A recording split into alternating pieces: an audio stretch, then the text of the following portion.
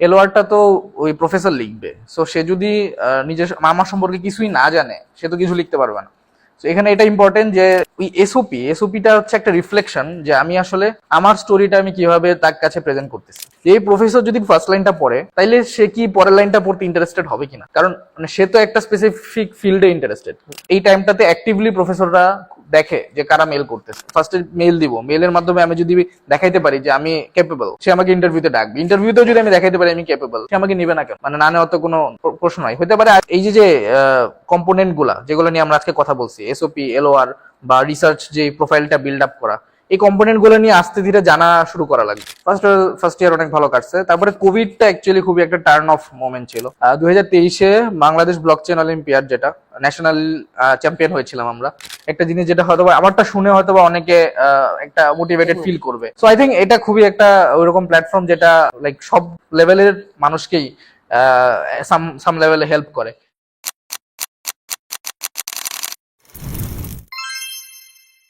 আসসালামু আলাইকুম সবাইকে। শর্ট স্টোরিজের আজকের ব্র্যান্ড নিউ এপিসোডে সবাইকে স্বাগতম। আজকের এপিসোড আমাদের জন্য স্পেশাল, আমার জন্য খুব খুব বেশি স্পেশাল, কারণ এই ফর দ্য ফার্স্ট টাইম আমি আমার ডিপার্টমেন্টের একটা বন্ধু ইন্টারভিউ নিচ্ছি। সো আমরা একই সাথে 5 বছরের ব্যাচেলর পড়ছি এখানে। সো আমরা ফার্স্টে আজকের এপিসোডে ওয়েলকাম জানাচ্ছি শফিককে। সো শফিক, ইন্ট্রো দিয়ে যদি শুরু করস। হ্যালো, আমি শফিকুর সালেহিন। আমি কারেন্টলি হচ্ছে স্যামসাং আর&ডি ইনস্টিটিউটে সফটওয়্যার ইঞ্জিনিয়ার হিসেবে কর্মরত আছি। অ্যান্ড এর আগে আমি হচ্ছে আইআইটি ঢাকা বিশ্ববিদ্যালয় থেকেই আমার ব্যাচেলার্স সম্পন্ন করেছি। এর আগে আমি হচ্ছে ঢাকা কলেজে ছিলাম, কলেজে। সো অ্যান্ড আমি এখন ফল 25-এ পিএইচডিতে পার্ডু ইউনিভার্সিটি যাচ্ছি কম্পিউটার সায়েন্সে পিএইচডি করতে। ওকে, জাস্ট মেনশন করি যে পার্ডু সিএস অথবা সিকিউরিটি অথবা এই ডোমেইন কিন্তু মানে ওয়ার্ল্ডের টপ 3 এর মধ্যে। সো ডেফিনেটলি এটা খুব বড় একটা অ্যাচিভমেন্ট। সো আমরা আজকে শফিকের থেকে শুনবো ওর পিএইচডি জার্নি। সো ফার্স্টেই ডিরেক্ট পিএইচডিতে চলে আসি, কারণ একটু ডিফারেন্ট প্যাটার্নে করতে যাচ্ছি। যেহেতু মানে আগে আপনারা যারা দেখেছেন একটু ডিফারেন্ট প্যাটার্নে করা হতো ছোট থেকে বড়, বাট এবার একটু ডিফারেন্ট প্যাটার্নে করতে যাচ্ছি, কারণ আমরা চাচ্ছি এই ডোমেইনটাতে ডিরেক্ট ফোকাস করতে। শফিক, ফার্স্টে যদি আমরা পিএইচডি অ্যাপ্লিকেশন নিয়ে আসি, যে পিএইচডি অ্যাপ্লিকেশন তো অনেকগুলো পার্ট থাকে, ছোট ছোট পার্ট। সো একটা একটা করে যদি আমরা কভার করতে যাই, ফার্স্টে সিজিপিএ নিয়ে যদি জিজ্ঞেস করি যে আন্ডারগ্রেডের সিজিপিএ জিনিসটা কতটা গুরুত্বপূর্ণ এন্ড কিভাবে ইম্প্যাক্ট রাখে? আচ্ছা, সিজিপিএ জিনিসটা আসলে সবসময় গুরুত্বপূর্ণ। মানে আপনার সিজিপিএ যত ভালো থাকবে obviously there are better chances যে আরো ভালো ইউনিভার্সিটি ক্র্যাক করা পসিবল। বাট ইন জেনারেল ধরা যায় যে 3.8 plus CGPA is very good, but 3.5 plus যদি রাখা যায় it's kind of good. But এখানে একটা ব্যাপার হচ্ছে যে অনেক সময় সিজিপিএ যদি একটু কমও থাকে তাও এখানে আসলে হতাশ হওয়ার কিছু নাই, বিকজ আরো অনেক জায়গা আছে। মানে আমাদের এই পুরো পিএইচডি অ্যাপ্লিকেশন একটা প্যাকেজের মতো। সো এখানে সিজিপিএ ছাড়া আরো অনেক ছোট ছোট কম্পোনেন্ট আছে, প্রত্যেকটা কম্পোনেন্টেরই একটা ইম্প্যাক্ট আছে। সো কারো যদি সিজিপিএ কম থাকে অন্যান্য কম্পোনেন্টে সে যদি ওয়ার্ক করে তাহলে ওই দিকে সে যদি ইমপ্রুভ করে তাহলে ওই সিজিপিএটাও খুব একটা ম্যাটার করবে না। But in general CGPA actually good indicator যে কোনো ভালো ইউনিভার্সিটিতে যাওয়ার জন্য। আচ্ছা, এন্ড এটা তো ডিপার্টমেন্ট টু ডিপার্টমেন্ট ভ্যারি করে, ভার্সিটি টু ভার্সিটি ভ্যারি করে। ওকে, সো সিজিপি এর পরে যদি আসি, মানে এমনিতে জব ও রিসার্চ এক্সপিরিয়েন্স যারা আন্ডারগ্রেড শেষ করে যেতে চায় তাদের জন্য কতটুকু ইম্পর্টেন্ট? আচ্ছা, জবের ক্ষেত্রে হচ্ছে যে আমি পার্সোনালি যেমন হচ্ছে আন্ডারগ্রেড শেষ করেই জবে ঢুকেছিলাম। আমি হচ্ছে স্যামসাং আর&ডি ইনস্টিটিউটে আমি 1.5 বছর ধরে কাজ করছি। সো এখানে বিষয়টা হচ্ছে যে অনেক সময় মানে জব তো এখানে আমি যেখানে জব করছি সেটা একটা রিসার্চ ইনস্টিটিউট। সো আমার কাজটা অনেকটা রিসার্চের সাথেই রিলেভেন্ট। সো কারো যদি একাডেমিক ক্যারিয়ারে পরবর্তীতে পিএইচডি করার ইচ্ছা থাকে, বেটার হয় যদি জবটাও রিসার্চ ওরিয়েন্টেড হয়। কারণ হচ্ছে সেক্ষেত্রে যেটা হবে যে আপনি যখন অ্যাপ্লাই করবেন তখন হচ্ছে যে ইন্টারভিউতে অনেক সময় রিলেভেন্সি জানতে চাবে যে লাস্ট 1.5 বছরে বা 2 বছরে আমি কি টাইপের কাজ করেছি।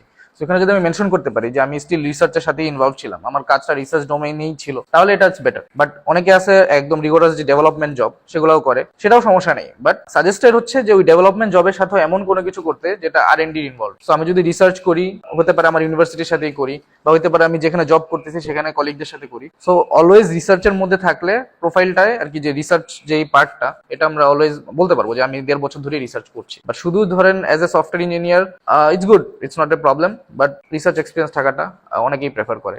মানে আমার ইন্টারভিউ এক্সপিরিয়েন্স থেকে আমি আসলে তাই বুঝতে পারি। ওকে, সো যেহেতু রিসার্চের কথা আসছে, তো মানে আমাদের যেটা হয়, আমাদের দেশের পার্সপেক্টিভ যদি চিন্তা করি, আন্ডারগ্রেডে মানে যারা আন্ডারগ্রেড শেষে যেতে চায় তাদেরকে আন্ডারগ্রেডে রিসার্চ থাকা গুরুত্বপূর্ণ নাকি না? মানে এটা অ্যাকচুয়ালি গুরুত্বপূর্ণ, কারণ হচ্ছে যখন আমরা অ্যাপ্লিকেশন করি, অ্যাপ্লিকেশন আবার 2 ধরনের আমরা করি নর্মালি। একটা হচ্ছে যে সেন্ট্রাল অ্যাপ্লিকেশনে যেটা হয় যে আমরা নর্মালি কোনো প্রফেসরকে রিচ আউট করি না, আমরা ডিরেক্ট অ্যাপ্লাই করি এবং ওই অ্যাপ্লিকেশন প্যাকেজের মধ্যে আমার সিভি থাকে, এসওপি থাকে, যেখানে আমার রিসার্চ রিলেটেড আমি ইনফরমেশন শেয়ার করি এসওপিতে স্পেশালি, যে আমি কেন এই কাজটা করেছি।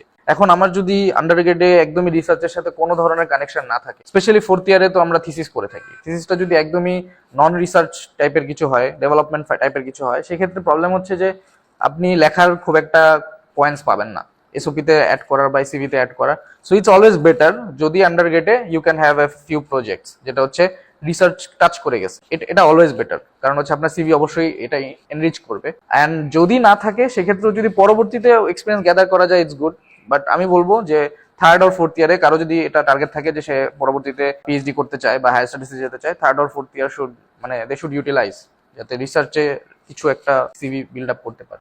এই ব্যাপারটাতে যদি আমি স্টুডেন্টদের পার্সপেক্টিভে বলতে চাই যে কিছু স্ট্রাগলস থাকে, লাইক ঢাকা ইউনিভার্সিটি বুয়েট বা এমন টপ কয়েকটা যদি বাদ দেই, বাইরের দিকে যেসব ভার্সিটি, এসব ভার্সিটিতে যেটা হয় যে সেকেন্ড ইয়ার থার্ড ইয়ারে বা ইনফ্যাক্ট ফোর্থ ইয়ারে যদি থিসিস ওভাবে না থাকে, তখন হচ্ছে টিচারদের রিচ আউট করা বা তাদের সাথে কাজ যে করবো এটা এক্সপ্রেস করা, কারণ স্টুডেন্ট টিচারের মাঝে একটা বড় গ্যাপ থাকে অনেক ডিপার্টমেন্টে। তো এই ব্যাপারটাকে কেমনে হ্যান্ডেল করা উচিত, তখন তাদের কি করা উচিত? এখন হচ্ছে যে যদি এমন হয় যে ফোর্থ ইয়ারে দেয়ার আর নট দ্যাট অপরচুনিটি যে আমি হচ্ছে থিসিস বা রিসার্চ করব, বাট আমার ইচ্ছা আছে যে আমি হচ্ছে পরবর্তীতে অ্যাপ্লাই করতে চাই, সেক্ষেত্রে আসলে নিজের উদ্যোগ নিতে হবে একটু। এবং উদ্যোগটা কিভাবে নেওয়া যেতে পারে সেটা হচ্ছে যদি এমন হয় যে টিচারদেরকেও রিচ আউট করা যাচ্ছে না, যেমন আমি যে ডিপার্টমেন্টে ছিলাম এখানে আসলে আমরা খুব ইজিলি যে কোনো স্যার বা ম্যামকে রিচ আউট করতে পারতাম, বলতে পারতাম যে আমি এটাই কাজ করতে চাই, উনি ইন্টারেস্টেড কিনা।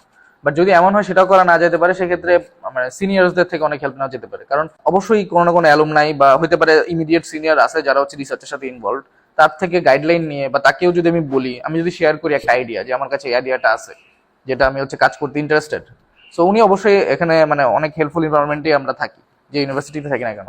সো অবভিয়াসলি ওদের থেকে আমরা একটা গাইডলাইন পাবো, সাপোর্ট পাবো। সো এখানে আর কি নিজের উদ্যোগটা অনেক বেশি দরকার। আমি যত বেশি নিজে আর কি পুশ করবো, তত I can like avail those opportunities, যে হ্যাঁ এটা রিসার্চের সাথে আমি ইনভলভ একটা কাজ হাতে নিতে পারতেছি। ওকে, মেবি এটার সাথে আমরা আরো কিছু জিনিসপাতি দেখতে পারি, লাইক যদি টিচারদেরও সিনিয়রদের ব্যাপারটা, যেটা যে সিনিয়রদের কাছে তো অন্যদের কাছে আইডিয়া থাকে যারা মাস্টার্স করে বা অন্য কিছু করে, তো তাদের আইডিয়াতেও আমরা সামহাও কন্ট্রিবিউট করে। হ্যাঁ, এটাও একটা অপরচুনিটি। মানে এখানে বিষয়টা হচ্ছে যে তাদেরও ওইরকম একটা মাইন্ডসেট থাকা লাগবে যারা মাস্টার্স করে, যে ওরা যদি ওরা দেখা যায় অনেক রিগোরাস টাস্ক থাকে, যেমন ডেটা সেট রিলেটেড কিছু কাজ থাকে যেগুলো হচ্ছে হয়তো কোনো জুনিয়র কেউ করতে পারে। সো তারা যদি ওদেরকে ইনভলভ করে, প্রবাবলি ওরা ওই ডাটা সেট হ্যান্ডলিং বা কিছু রাইটিং এই রিলেটেড কিছু কাজে যদি হেল্প করে, একে হচ্ছে তাদের রিসার্চ রিলেটেড একটা এক্সপিরিয়েন্স হইলো, প্লাস হচ্ছে যে সিনিয়র তারও হেল্প হইলো। সো এটা অবশ্যই একটা কোলাবোরেটিভ মাইন্ডসেট মেনটেন করা উচিত। ওকে, আচ্ছা, এবার যদি তোর ব্যাপারে আসি, যে তুই হচ্ছে আন্ডারগ্রেডের পরেই চলে যাচ্ছিস, সো এই ব্যাপারে যে তোর আন্ডারগ্রেডের পরে যাওয়ার জন্য আগের কাজ কিভাবে ইমপ্যাক্ট ফেলছে? আচ্ছা, এখানে হচ্ছে লাইক অনেস্টলি বললে থার্ড ইয়ার পর্যন্ত যা করেছি আই ডোন্ট থিঙ্ক কোনো কিছুই খুব একটা ইম্প্যাক্ট ফেলছে, except the CGPI gathered along the way. Mainly হচ্ছে ফোর্থ ইয়ারে আমি যখন আর কি আমাদের যে ফাইনাল প্রজেক্ট ছিল, ফাইনাল প্রজেক্টে যখন আমি আসলে কাজ শুরু করি, আই থিঙ্ক ওই পার্টটা আমার এসওপির একটা বড় একটা পার্ট ছিল, কারণ ওইখানে আমি যে কাজটা করেছি ওটা অ্যাকচুয়ালি একটা ফরেন প্রফেসরের সাথে ছিল।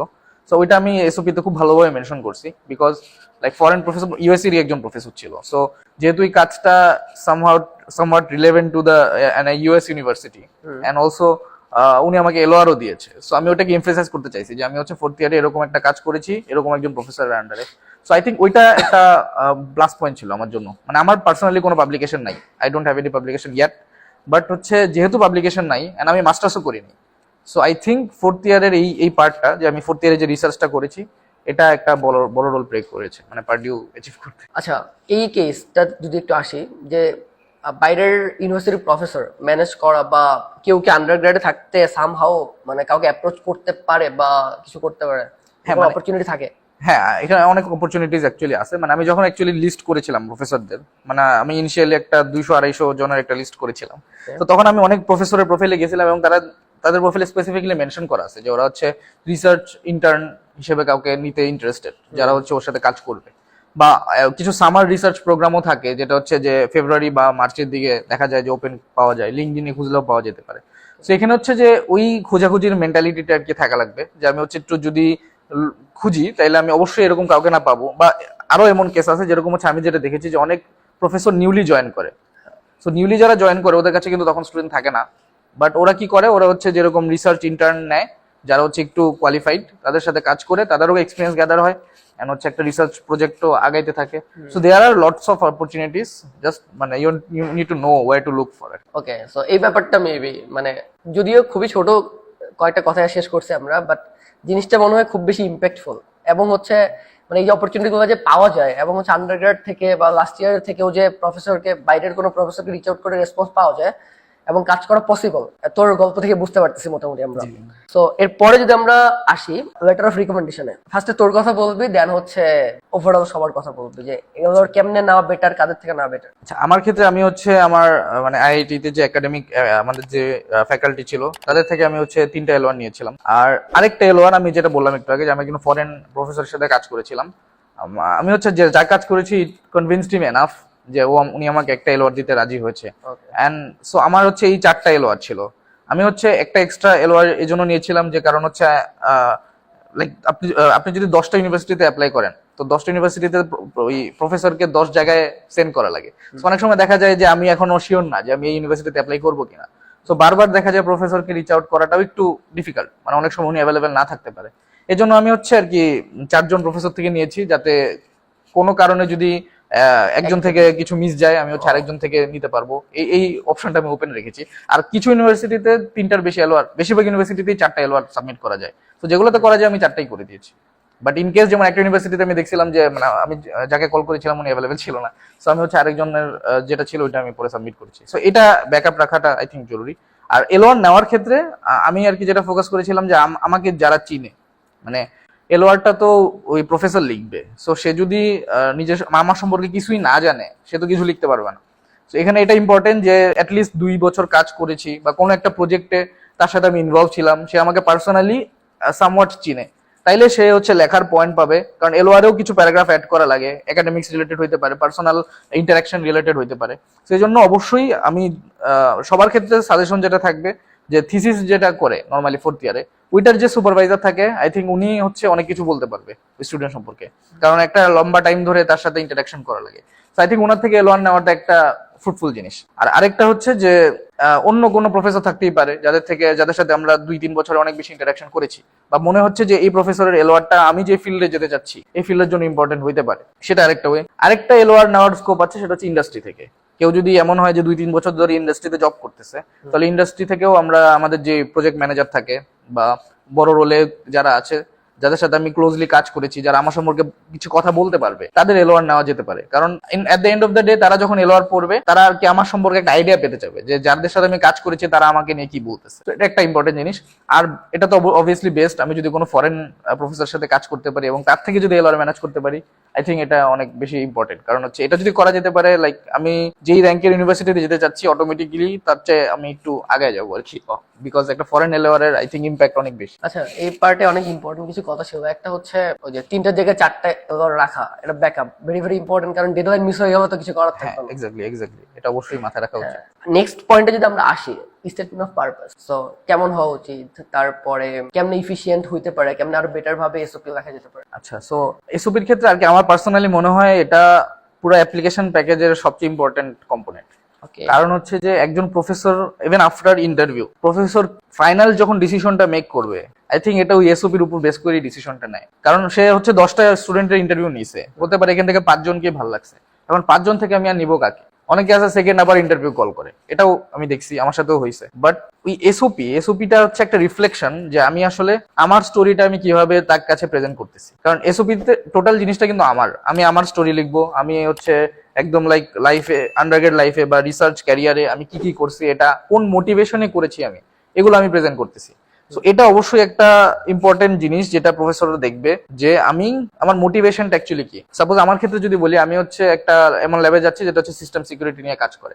সো এখানে অবশ্যই ইম্পর্টেন্ট তার এটা বোঝা যে আমি কোন জায়গা থেকে আমি মোটিভেশনটা গ্যাদার করছি যে আমি সিস্টেম সিকিউরিটিতে ইন্টারেস্টেড, বা আমি ইন্টারেস্টেড হয়ে কি কি কাজ করেছি বা কি কি জায়গায় আমার এখন কন্ট্রিবিউশন আছে, এই সবকিছু কিন্তু এসওপিতে মেনশন করা আছে। তো উনি যখন আমার এসওপিটা পড়ছে, মানে আমার চিন্তা ভাবনা এরকম ছিল যে আমি ওই প্রফেসরের কথা চিন্তা করেছি, এই প্রফেসর যদি ফার্স্ট লাইনটা পড়ে তাইলে সে কি পরের লাইনটা পড়তে ইন্টারেস্টেড হবে কিনা। কারণ মানে সে তো একটা স্পেসিফিক ফিল্ডে ইন্টারেস্টেড। মানে আমি অ্যাপ্লাই করার সময় আমি শুধু সিস্টেম সিকিউরিটিতে করি নাই, আমি মেশিন সিকিউরিটিতেও করেছি, ডিস্ট্রিবিউটেড সিস্টেম এগুলোতেও করেছি। তো যেই প্রফেসরকেই আমি আমার এসওপিটা পড়াইতে চাইছি, আমার তার কথা চিন্তা করে এসওপিটা লেখা লাগছে, যেন ওই ফার্স্ট প্যারাগ্রাফটা তাকে অ্যাট্রাক্ট করে। আর আরেকটা জিনিস হচ্ছে, একটা প্রফেসরের কাছে খুব বেশি সময় থাকে না এসওপি পড়ার। সো ফার্স্ট প্যারাগ্রাফটা এমন হওয়া উচিত যে ওনাকে পুরো গ্র্যাব করে ফেলবে, উনি হচ্ছে এসওপিটা পড়তে ইন্টারেস্টেড হবে। উনি হয়তো 20 সেকেন্ড টাইম দিত, সে জায়গায় উনি 2 মিনিট টাইম দিবে। সো এটা আমাদের হচ্ছে ফার্স্ট প্যারাগ্রাফটা অনেক ইম্পর্টেন্ট, যেন আমি আমার লাইফের যে মোটিভেশনের কারণে আমি আজকে অ্যাপ্লাই করতেছি, এটা যাতে আমি ফুটাই তুলতে পারি। তারপরে প্যারাগ্রাফগুলো বেসিক্যালি আমি কোন কাজটা করছি, আমি নর্মালি যেটা ফলো করছি যে আমি একটা প্রজেক্ট করেছি, সো এই প্রজেক্ট আমি ফার্স্টে কার সাথে করেছি, কেন করেছি, তারপর হচ্ছে এই প্রজেক্টটা করার মাধ্যমে আমি আমার মানে রিসার্চ ফিল্ডে নতুন কি ইম্প্যাক্ট ফেলছি। সো এই জিনিসগুলো যখন আমি পয়েন্ট বাই পয়েন্ট বলছি, প্রত্যেকটাই কিন্তু ইন্টার রিলেটেড, যে একটা স্টোরির মতো, যে আমি এটা করার কারণে এটা হয়েছে, এটা থেকে আমি এই মোটিভেশন পাইছি, এই মোটিভেশন থেকে আমি পরের কাজটা করেছি। সো এই প্যারাগ্রাফেই কিন্তু আমার স্টোরিটা শেষ না, আমার এই স্টোরিটা পরের প্যারাগ্রাফে আমি কনভার্ট করেছি আর কি। সো এইভাবে আর কি আমি জিনিসটা সাজানোর চেষ্টা করছিলাম। এন্ড আই থিঙ্ক আমার আমি এসওপিতে অনেক টাইম দিয়েছিলাম, আমি হচ্ছে অলমোস্ট 2 মাস আমি এসওপি নিয়ে পড়েছিলাম, ওই অক্টোবরের পরে নভেম্বর এন্ড ডিসেম্বর অলমোস্ট। এবং আমার মনে আছে আমার হচ্ছে last version I think 39 number version ছিল। সো অনেক অ্যালুমনাই, অনেক ফ্যাকাল্টি থেকে আমি রিভিউ নিয়েছি। রিভিউ নেওয়াটা আরেকটা ইম্পর্টেন্ট পার্ট, কারণ হচ্ছে অবভিয়াসলি যারা গেছে অলরেডি এই জার্নিটা দিয়ে, তারা বেটার জানে আমার চেয়ে। সো তাদের থেকে রিভিউ নেওয়া, প্লাস রিভিউতে ওনারা যা বলছে এটা ইনকর্পোরেট করার পর এটাকে মেক সেন্স করতেছে কিনা, এটা আবার নিজের জাজ করা লাগবে। কারণ আমার এক্ষেত্রে এমন হয়েছে, আমি রিভিউ নিছি, দুইজন একই প্যারাগ্রাফকে, একজন বলছে যে শি লাভস দিস প্যারাগ্রাফ, আরেকজন বলছে যে এই প্যারাগ্রাফটা উঠায় দেওয়া উচিত, ঠিক আছে। So এটা একটা কনফ্লিক্টিং জিনিস। সো তখন আমার ডিসাইড করা লাগছে যে আমি কি আমার প্রোফাইলে, আমার স্টোরিতে এই প্যারাগ্রাফটা আসলে ইম্পর্টেন্ট কিনা। এন্ড আরেকটা লাস্ট যেটা হচ্ছে যে এসওপিতে যদি কোনো কো কারিকুলার অ্যাক্টিভিটিস থাকে, কোনো অ্যাচিভমেন্টস থাকে, ওইটা ফুটায় তোলা উচিত, because it shows our leadership capabilities, বা আমরা যে অ্যাকচুয়ালি প্রেশার্ড এনভায়রনমেন্টে আমরা যে কাজ করতে পারি, এগুলো অ্যাকচুয়ালি প্রেজেন্ট করে, কারণ আমার কোনো অ্যাচিভমেন্ট থাকলে।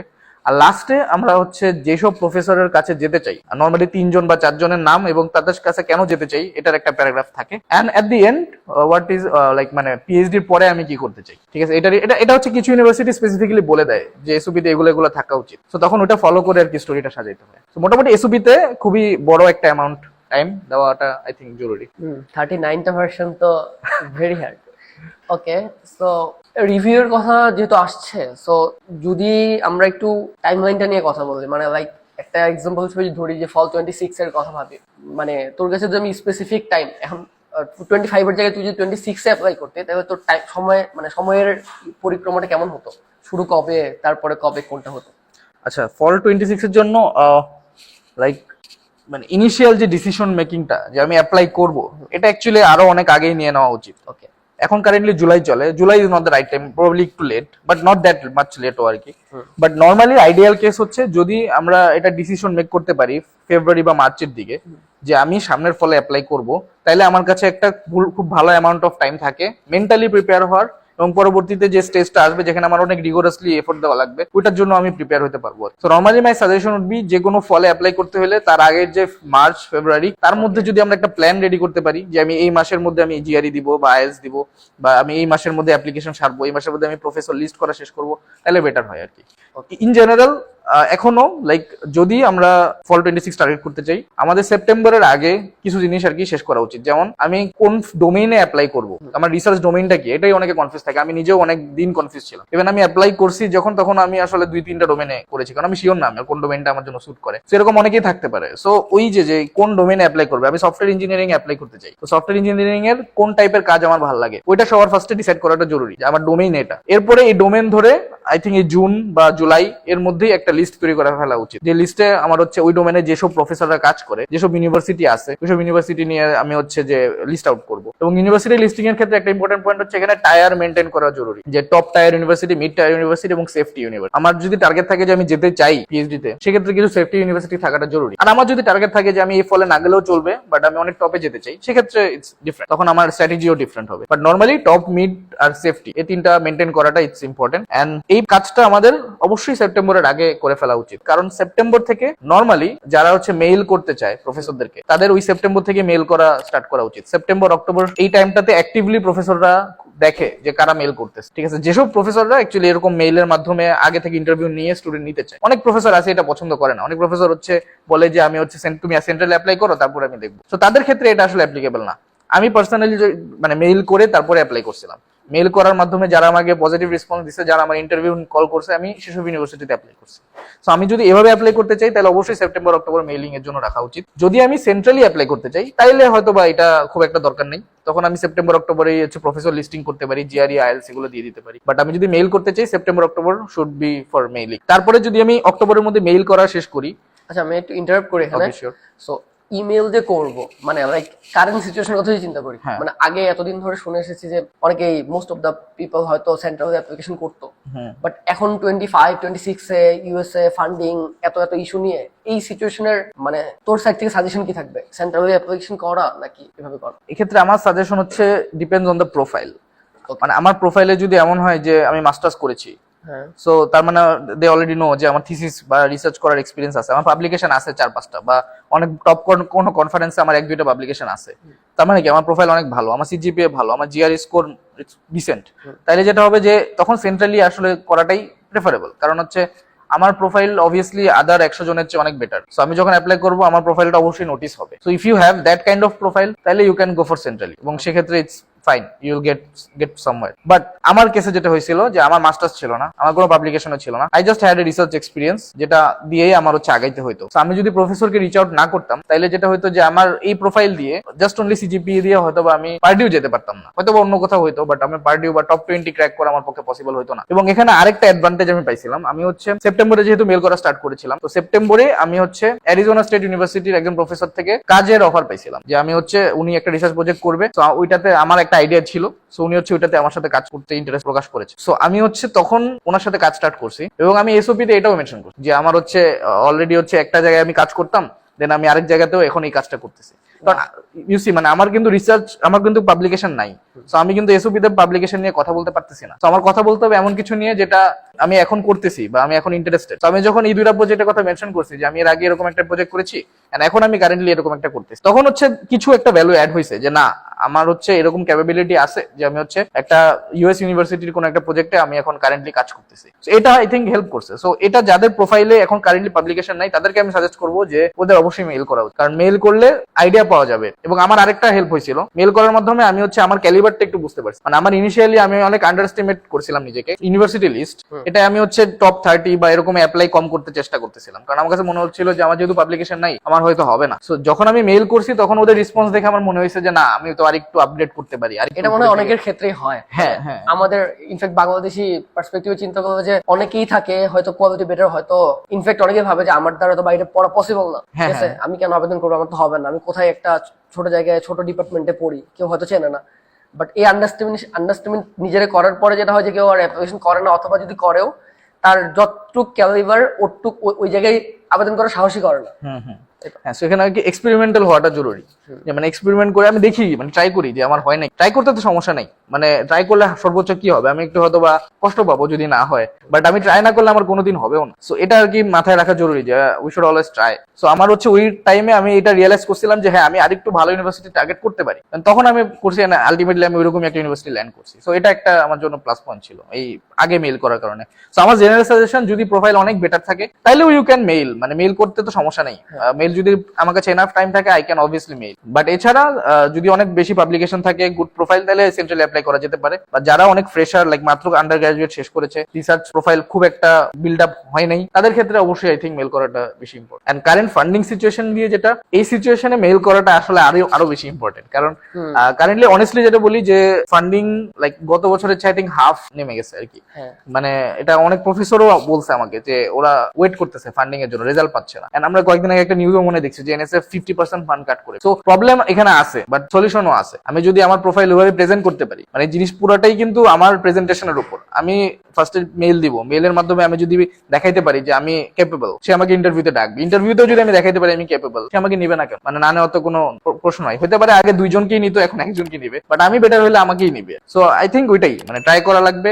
এন্ড হ্যাঁ, মেইল করাটা আই থিঙ্ক এখন কারেন্ট সিচুয়েশনে একটু ইম্পর্টেন্ট হয়ে দাঁড়াইছে। আমরা যদি আগের বা পুরাতন যারা অ্যাপ্লিকেশন করছে ওদের থেকে সাজেশন নেই, জিনিসটা একটু এখনকার জন্য টাফ ম্যাচ করা। ওকে, সো আমরা মোটামুটি ইমেইলিং এর এবং হচ্ছে কোন টাইমে কি করা উচিত মোটামুটি একটা আইডিয়া পেয়েছি। এখন যদি আমরা জিআরই বা এলস নিয়ে একটু কথা বলছি। সো আমার ক্ষেত্রে হচ্ছে আমি জিআরই দিয়েছিলাম, বাট আমার মনে হয় আমার জিআরই স্কোর আমার মানে পার ডিউ ক্র্যাক করাতে কোনো ইম্প্যাক্ট ফেলে নেই, কারণ আমার জিআরই স্কোর খুব একটা অ্যাভারেজ একটা স্কোর ছিল। বাট আই থিঙ্ক আমি মানে অন্যদের থেকে দেখছি যে যাদের জিআরই স্কোর অনেক ভালো ছিল, for example 320 around 320 or plus minus, তাদের ক্ষেত্রে আসলে আই থিঙ্ক এটা একটা ইম্প্যাক্ট ফেলছে টু গেট। সাপোজ দুইটা প্রোফাইল আছে যাদের হচ্ছে একদম সেম প্রোফাইল, বাট একজনের জিআরই স্কোর হচ্ছে 320 প্লাস আর একজন জিআরই দেয়নি, তো সেক্ষেত্রে প্রবাবলি যে জিআরই দিছে তারটা কনসিডার করতে পারে, বাট সব ইউনিভার্সিটি করে না। যেমন পার্ডিউর ক্ষেত্রে মানে আমার যখন ইন্টারভিউ হয়েছিল তখন আমাকে বলছিল যে মানে জিআরই ইজ অপশনাল, পার্টিতে জিআরই অপশনাল। অনেক জায়গাতে Optional থাকলে কি দেওয়া উচিত নাকি উচিত না? অপশনাল থাকলে, এখন এটা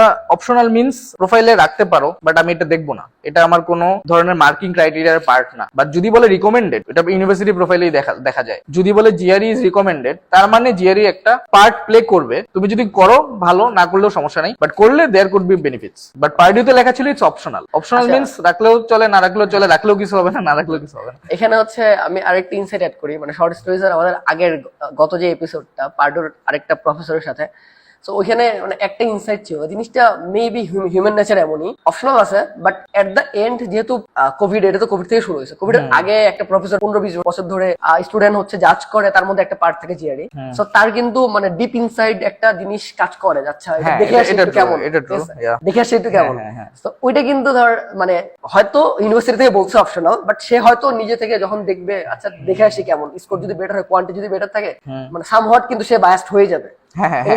এটা কিন্তু হ্যাঁ, এটা আমি এগ্রি করি।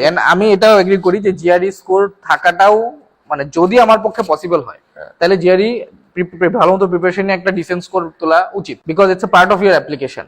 বাট অনেকের ক্ষেত্রে মানে কারেন্টলি তো আমাদের লাইফ খুবই স্যাচুরেটেড, মানে অনেক ধরনের কাজ থাকে। যেমন আমি একটা 9 আওয়ার জবের পাশে অ্যাপ্লিকেশন করছি, সো আমার পক্ষে জিআরই প্রেপ নেওয়াটা একদম 2 মাস বসে, এটা আমার পক্ষে পসিবল ছিল না। সো আমি প্রেপ যেরকম নিয়েছি, আমি রেজাল্টও এরকম পাইছি। বাট যাদের পক্ষে পসিবল, আই থিঙ্ক ওদেরকে সাজেস্ট করবো যে অবশ্যই জিআরই দেওয়া উচিত, কারণ জিআরই একটা ভালো স্কোর মানে টিএশিপ ল্যান্ডিং করতে অনেক হেল্প করে। সাপোজ সে টিএ দিতে চায়, এখন যার জিআরই স্কোর ভালো তাকে তো অবভিয়াসলি আগে কনসিডার করবে। আর যে কোভিড এর কারণে যে রেস্ট্রিকশনটা, এটা কিন্তু 2025 পর্যন্ত ছিল। So we really don't know যে 2026 ওরা কি বলবে, সেটাও একটা ব্যাপার। 2026 হইতে পারে জিআরই আবার ম্যান্ডেটরি করে দিল। সো আই থিঙ্ক জিআরই যদি টাইম থাকে অবশ্যই কনসিডার করা উচিত। আর প্রোফাইল যদি অনেক ভালো থাকে, সেক্ষেত্রে জিআরই না করে অন্য কিছুতেও ফোকাস করা যেতে পারে। But if you are like fresher, GRE দেওয়া উচিত। তো এখন যদি আমরা একটু জাস্ট জেনারিক একটা স্কোরের কথা চিন্তা করি, তোর এক্সপেরিয়েন্স থেকে, যে আইএলটিএস স্কোর কেমন থাকা উচিত, জিআরই স্কোর কেমন থাকা উচিত, সেফ? আচ্ছা, আইএলটিএস বা টোফেলের ক্ষেত্রে আই থিঙ্ক 100 বা 100 প্লাস এরকম থাকলে এনাফ। আর আইএলটিএস এর ক্ষেত্রে সেফ হচ্ছে 7.5। 7 থাকলেও সমস্যা নেই, 7 থাকে অনেকে যাচ্ছে। বাট এখানে যেমন টপ ইউনিভার্সিটিতে একটা স্পেসিফিক রিকোয়ারমেন্ট থাকে, যেমন আমার ইউনিভার্সিটিতে যেটা রিকোয়ারমেন্ট যে নো ব্যান্ড লেস দেন 7। আমার কোনো ব্যান্ড 7 এর নিচে থাকা যাবে না, এন্ড স্পিকিং এ 8 থাকতে হবে যদি আমি টিএশিপের জন্য কনসিডার্ড হতে চাই। সো এটা হচ্ছে টপ ইউনিভার্সিটি গুলা একটা স্পেসিফিক ব্যান্ড দিয়ে দেয়। সো ওগুলো আর কি দেখা লাগবে আর কি। আমার যদি টার্গেট থাকে এইসব ইউনিভার্সিটি, তাহলে আমার ওইভাবেই প্রিপারেশন নেওয়া লাগবে। আমার হচ্ছে স্পিকিং একটু বেশি ফোকাস করা লাগবে, কারণ এছাড়া তো স্পিকিং 8 না তুললে দেখা যাবে টিএস। বাট এমন না যে 8 না তুললে পাওয়া যায় না, 8 না তুললে ওরা হচ্ছে আলাদা টেস্ট নিয়ে দেন হচ্ছে তোমাকে এলিজিবল করায়, ওটা সমস্যা নেই। বাট স্টিল মানে the general suggestion is 7 plus রাখা, এন্ড কোনো ব্যান্ড 7 এর নিচে না রাখার চেষ্টা করো। 7 is a decent score, it's enough আর কি। Okay, so very good suggestion. So আমরা এইসব ল্যাঙ্গুয়েজ টেস্টের পরে যদি একটু ফান্ডিং এর কথা বলতে চাই, ফান্ডিং বলতে এখনকার সিচুয়েশন নিয়ে মানে এবছর থেকেই তো একটু ক্রাইসিস শুরু হয়েছে। সো এই বছরে মানে তোর এক্সপিরিয়েন্স কেমন ফান্ডিং এর ব্যাপারে, এন্ড সামনে যারা অ্যাপ্লাই করবে তাদের ফান্ডিং পাওয়ার জন্য বেনিফিট হইতে পারে এমন কিছু সাজেশন? আচ্ছা, ফান্ডিং এর কেসে হচ্ছে যে শুরুতে আসলে মানে যখন আমি সেপ্টেম্বরে আর কি মাইন্ড সেট করেছি যে এখন থেকে শুরু করবো অ্যাপ্লিকেশন, তখন আসলে ফান্ডিং নিয়ে এত ইস্যু ক্রিয়েট হয় নাই। ইস্যু ক্রিয়েট হয়েছে আই থিঙ্ক অক্টোবর বা সেপ্টেম্বরের লাস্টে থেকে। তো তখন যেটা হয়েছে যে অনেকেই বলতেছিল যে দে আর নট শিওর যে স্টুডেন্ট নিতে পারবে কিনা, বিকজ হচ্ছে ওদের অনেক গ্রান্ট প্রপোজাল আটকায় আছে এনএসএফ এর কাছে, যেটা হচ্ছে পরবর্তীতে অনেক মানে মাস রিজেকশনও খাইছে। মানে এটা তো দেখছি আমরা যে অনেক বেশি ফান্ডিং এর ক্ষেত্রে। তো ফান্ডিং কাটের কারণে অবশ্যই এটা বড় একটা সমস্যা, মানে আগের চেয়ে এখন স্টুডেন্ট নেওয়ার রেটও একটু কমে যাবে। বাট সাজেশন হচ্ছে যে আমি যদি ওই লেভেলে ডিটারমাইন থাকি, যেমন আমার ক্ষেত্রে যেটা ছিল যে আমি ইনিশিয়ালি ফল 24 অ্যাপ্লাই করতে চাইছিলাম, বাট আমি ফল 24 বিভিন্ন কারণে করা হয়নি। বাট 25 আমি অনেক বেশি ডিটারমাইন ছিলাম, মানে আমার হচ্ছে এবার যেতে হবে এই টাইপের একটা সিচুয়েশন, মানে আমি নিজে আর কি মানে মাথায় রাখছিলাম। তো আমার ক্ষেত্রে যেটা করছিলাম যে আমি প্রতিটা কম্পোনেন্টে অনেক বেশি ওভার সিরিয়াস ছিলাম। মানে আমি যখন মেল করছি আমি অনেক ওভার সিরিয়াস হয়ে মেল করছি। আমি আই থিঙ্ক 200টার মতো মেল করছি। এটা ইটস নট নেসেসারি যে 200টা মেল করা উচিত, 50টা মেল করেও অনেকে চান্স পাইছে। আবার যখন এসওপি লিখছে আমি অনেক রিগোরাসলি এসওপি নিয়ে পড়াশোনা করছি, যে কে কি এসওপি লিখছে, কোথায় কি টাইপের এসওপি লেখে। সো এই টোটাল পার্টটা না নিজের মোটিভেশনের উপর, মানে আমার ফান্ডিং কাট হোক, ফান্ডিং ধরো গায়েব হয়ে যাক, বা ধরো 100 জন এখন নিবে মাত্র প্রতি বছর, স্টিল মানে আমার যদি ওই লেভেলের মোটিভেশন থাকে যে আমি ক্র্যাক করতে চাই বা আমি যাইতে চাই, তাহলে আমি ওই প্রত্যেকটা কম্পোনেন্ট নিয়ে অনেক রিগোরাসলি স্টাডি করবো। এন্ড ওই স্টাডি করলে আমার পারফরমেন্স অবশ্যই বেটার হবে, আমি ইন্টারভিউ অবশ্যই নিয়ে আসতে পারবো, একটা কোনো না কোনো ইন্টারভিউ আনলে ইন্টারভিউ ক্র্যাকও করতে পারবো।